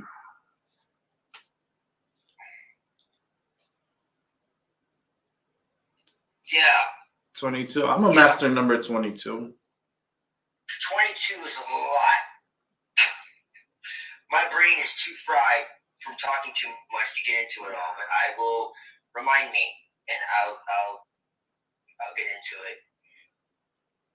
Master number 22. That's as crazy as the real truth of what the 72 demons and the 72 angels and the 72 names of God actually are. And how it relates to the fucking tarot. Don't forget the 22 tarot trumps. Mm-hmm. Yeah, it's neat, dude. It's really neat.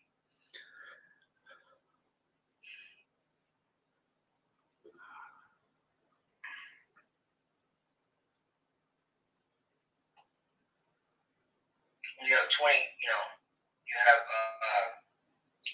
12 signs of the zodiac, and then you have 3 deacons per sign of 10 degrees.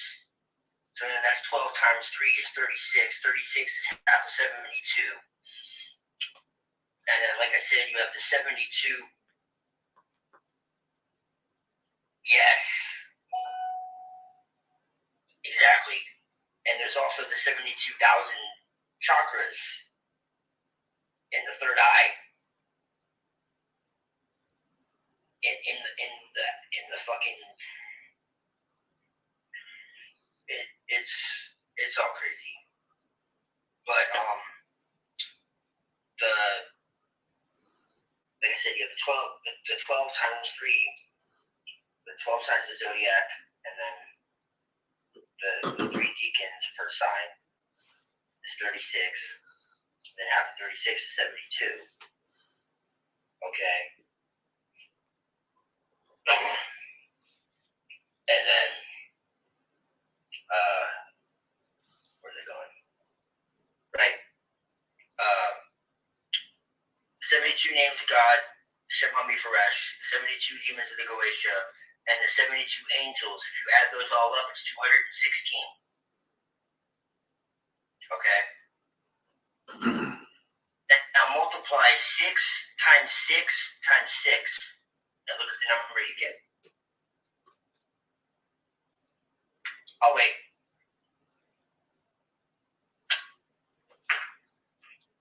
I'm smoking. I can't use my phone. I'm high as fuck.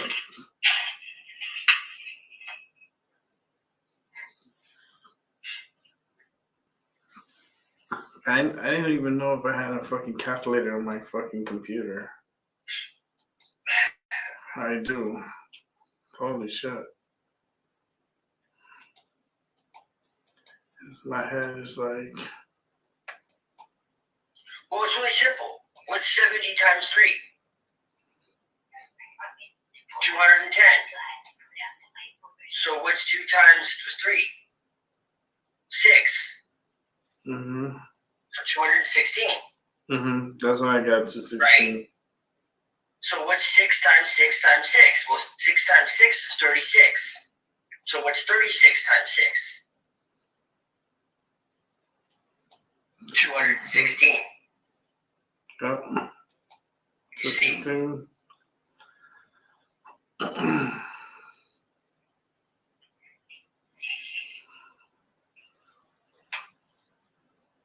Yeah. It's good. Yeah. 2 forms, 2 ways to get the same. Mm-hmm. Mata Chia. Years ago, when I was more like on the right-hand path,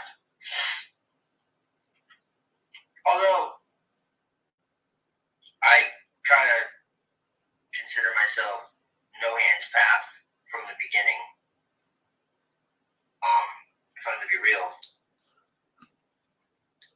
that's my own creation.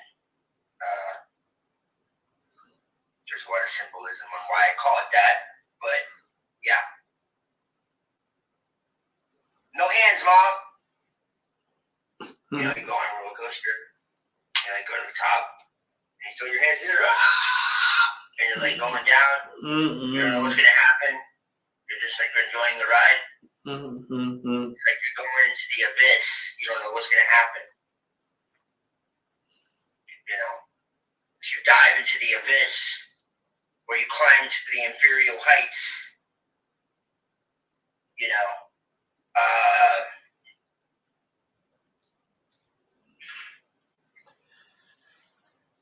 I used to like roller coasters. Darkness, left, right. There really is no such thing. Oh. It's all one.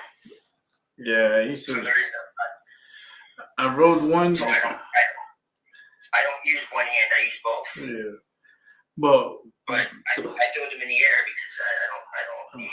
You know, a dragon needs 2 wings to fly. yeah, but this is my problem when I rode the roller coaster. I rode the roller coaster, right? It almost killed me. And this is the one in Jersey, right? And it had this like crazy drop. So I ended up getting scratched by my cousin, right? And then we go back up again, and she keeps scratching me, like taking blood out of me. And then on one of the drops, I feel like something happened with my nuts. I ended up getting a hernia from the ride. Yeah. Oh shit. Yeah, I was fucked up. I was scratched up and with a fucking hernia. Fuck that. From fucking riding a roller coaster. I was like, fuck. I was bleeding through my nose too, because my cousin hit me in my face. I love roller coasters. I would have fucked her I up. want to go fucking. I want to go windsurfing, man. I want to go. What do they call it? Baby, help me out. You know what I'm talking about because we talked about it before. Wingsuits. Where you're the airplane and the pilot simultaneously. That's but you're crazy. free-falling. That's crazy. No, it's not. It's fucking amazing. I know, but I want to do like mushrooms or some shit. I couldn't do And it. just fucking free fall from a fucking airplane like 20,000 feet. Yes. No Tom Cruise stunts for me. I lost till I lost you. I lost till I lost till I lost you. I lost till I lost you. Yeah, I'm not trying to be in no stunt show or any of that stuff. I can't do it. 20,000 feet. Hell no. You know, nah, I'm good. Dude, that's like the fucking Another bigger rush. yeah, another It's not like bungee jumping or some shit. Yeah. Like, I wouldn't do that. another That shit's lifetime. insane. Yeah, another lifetime. You have control, man. Like, you're able to control your fucking fall. Nah. To me, it's like the sickest shit. It'll definitely kill me. It will definitely kill me. One of my favorite chants is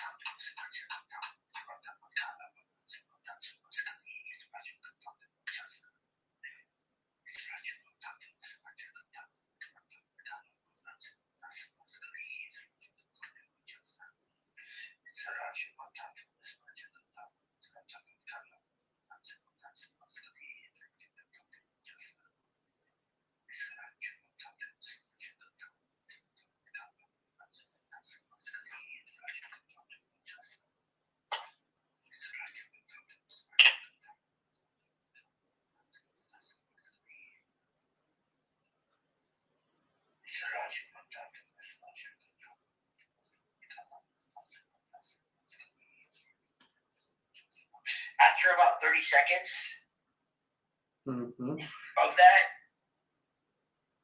I'm somewhere else. That's why I like it. Oh, is that what it is? Sumerian? For real? I tend to be partial to Sumerian chants. I actually channeled one myself and thought it was gibberish. One of the very first times I called Lucifer.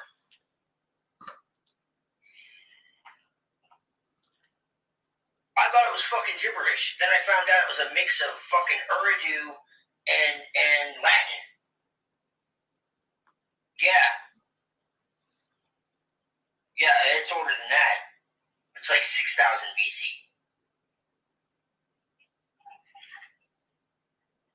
If you go back to the Ubadian, it's Proto-Sumerian technically, but is it really? Like, it was the same fucking... Yeah, Ugritic. But yeah,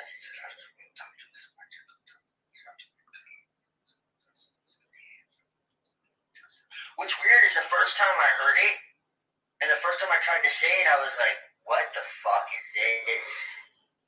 And then, like, after the first few times I did it, it's like I can't forget it now if I tried. It's weird. Like, there's something to that, for sure.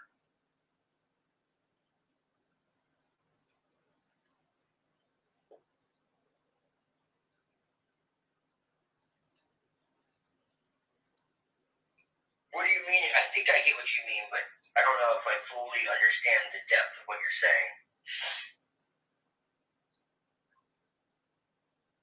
Call the fuck in, dude.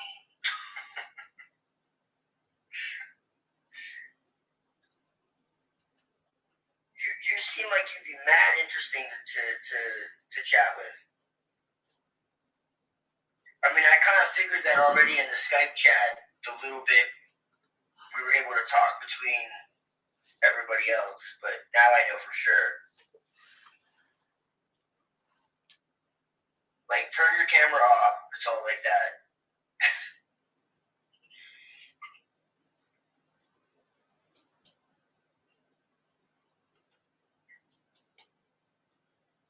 Are you, like, secretly female and that's why you're being shy?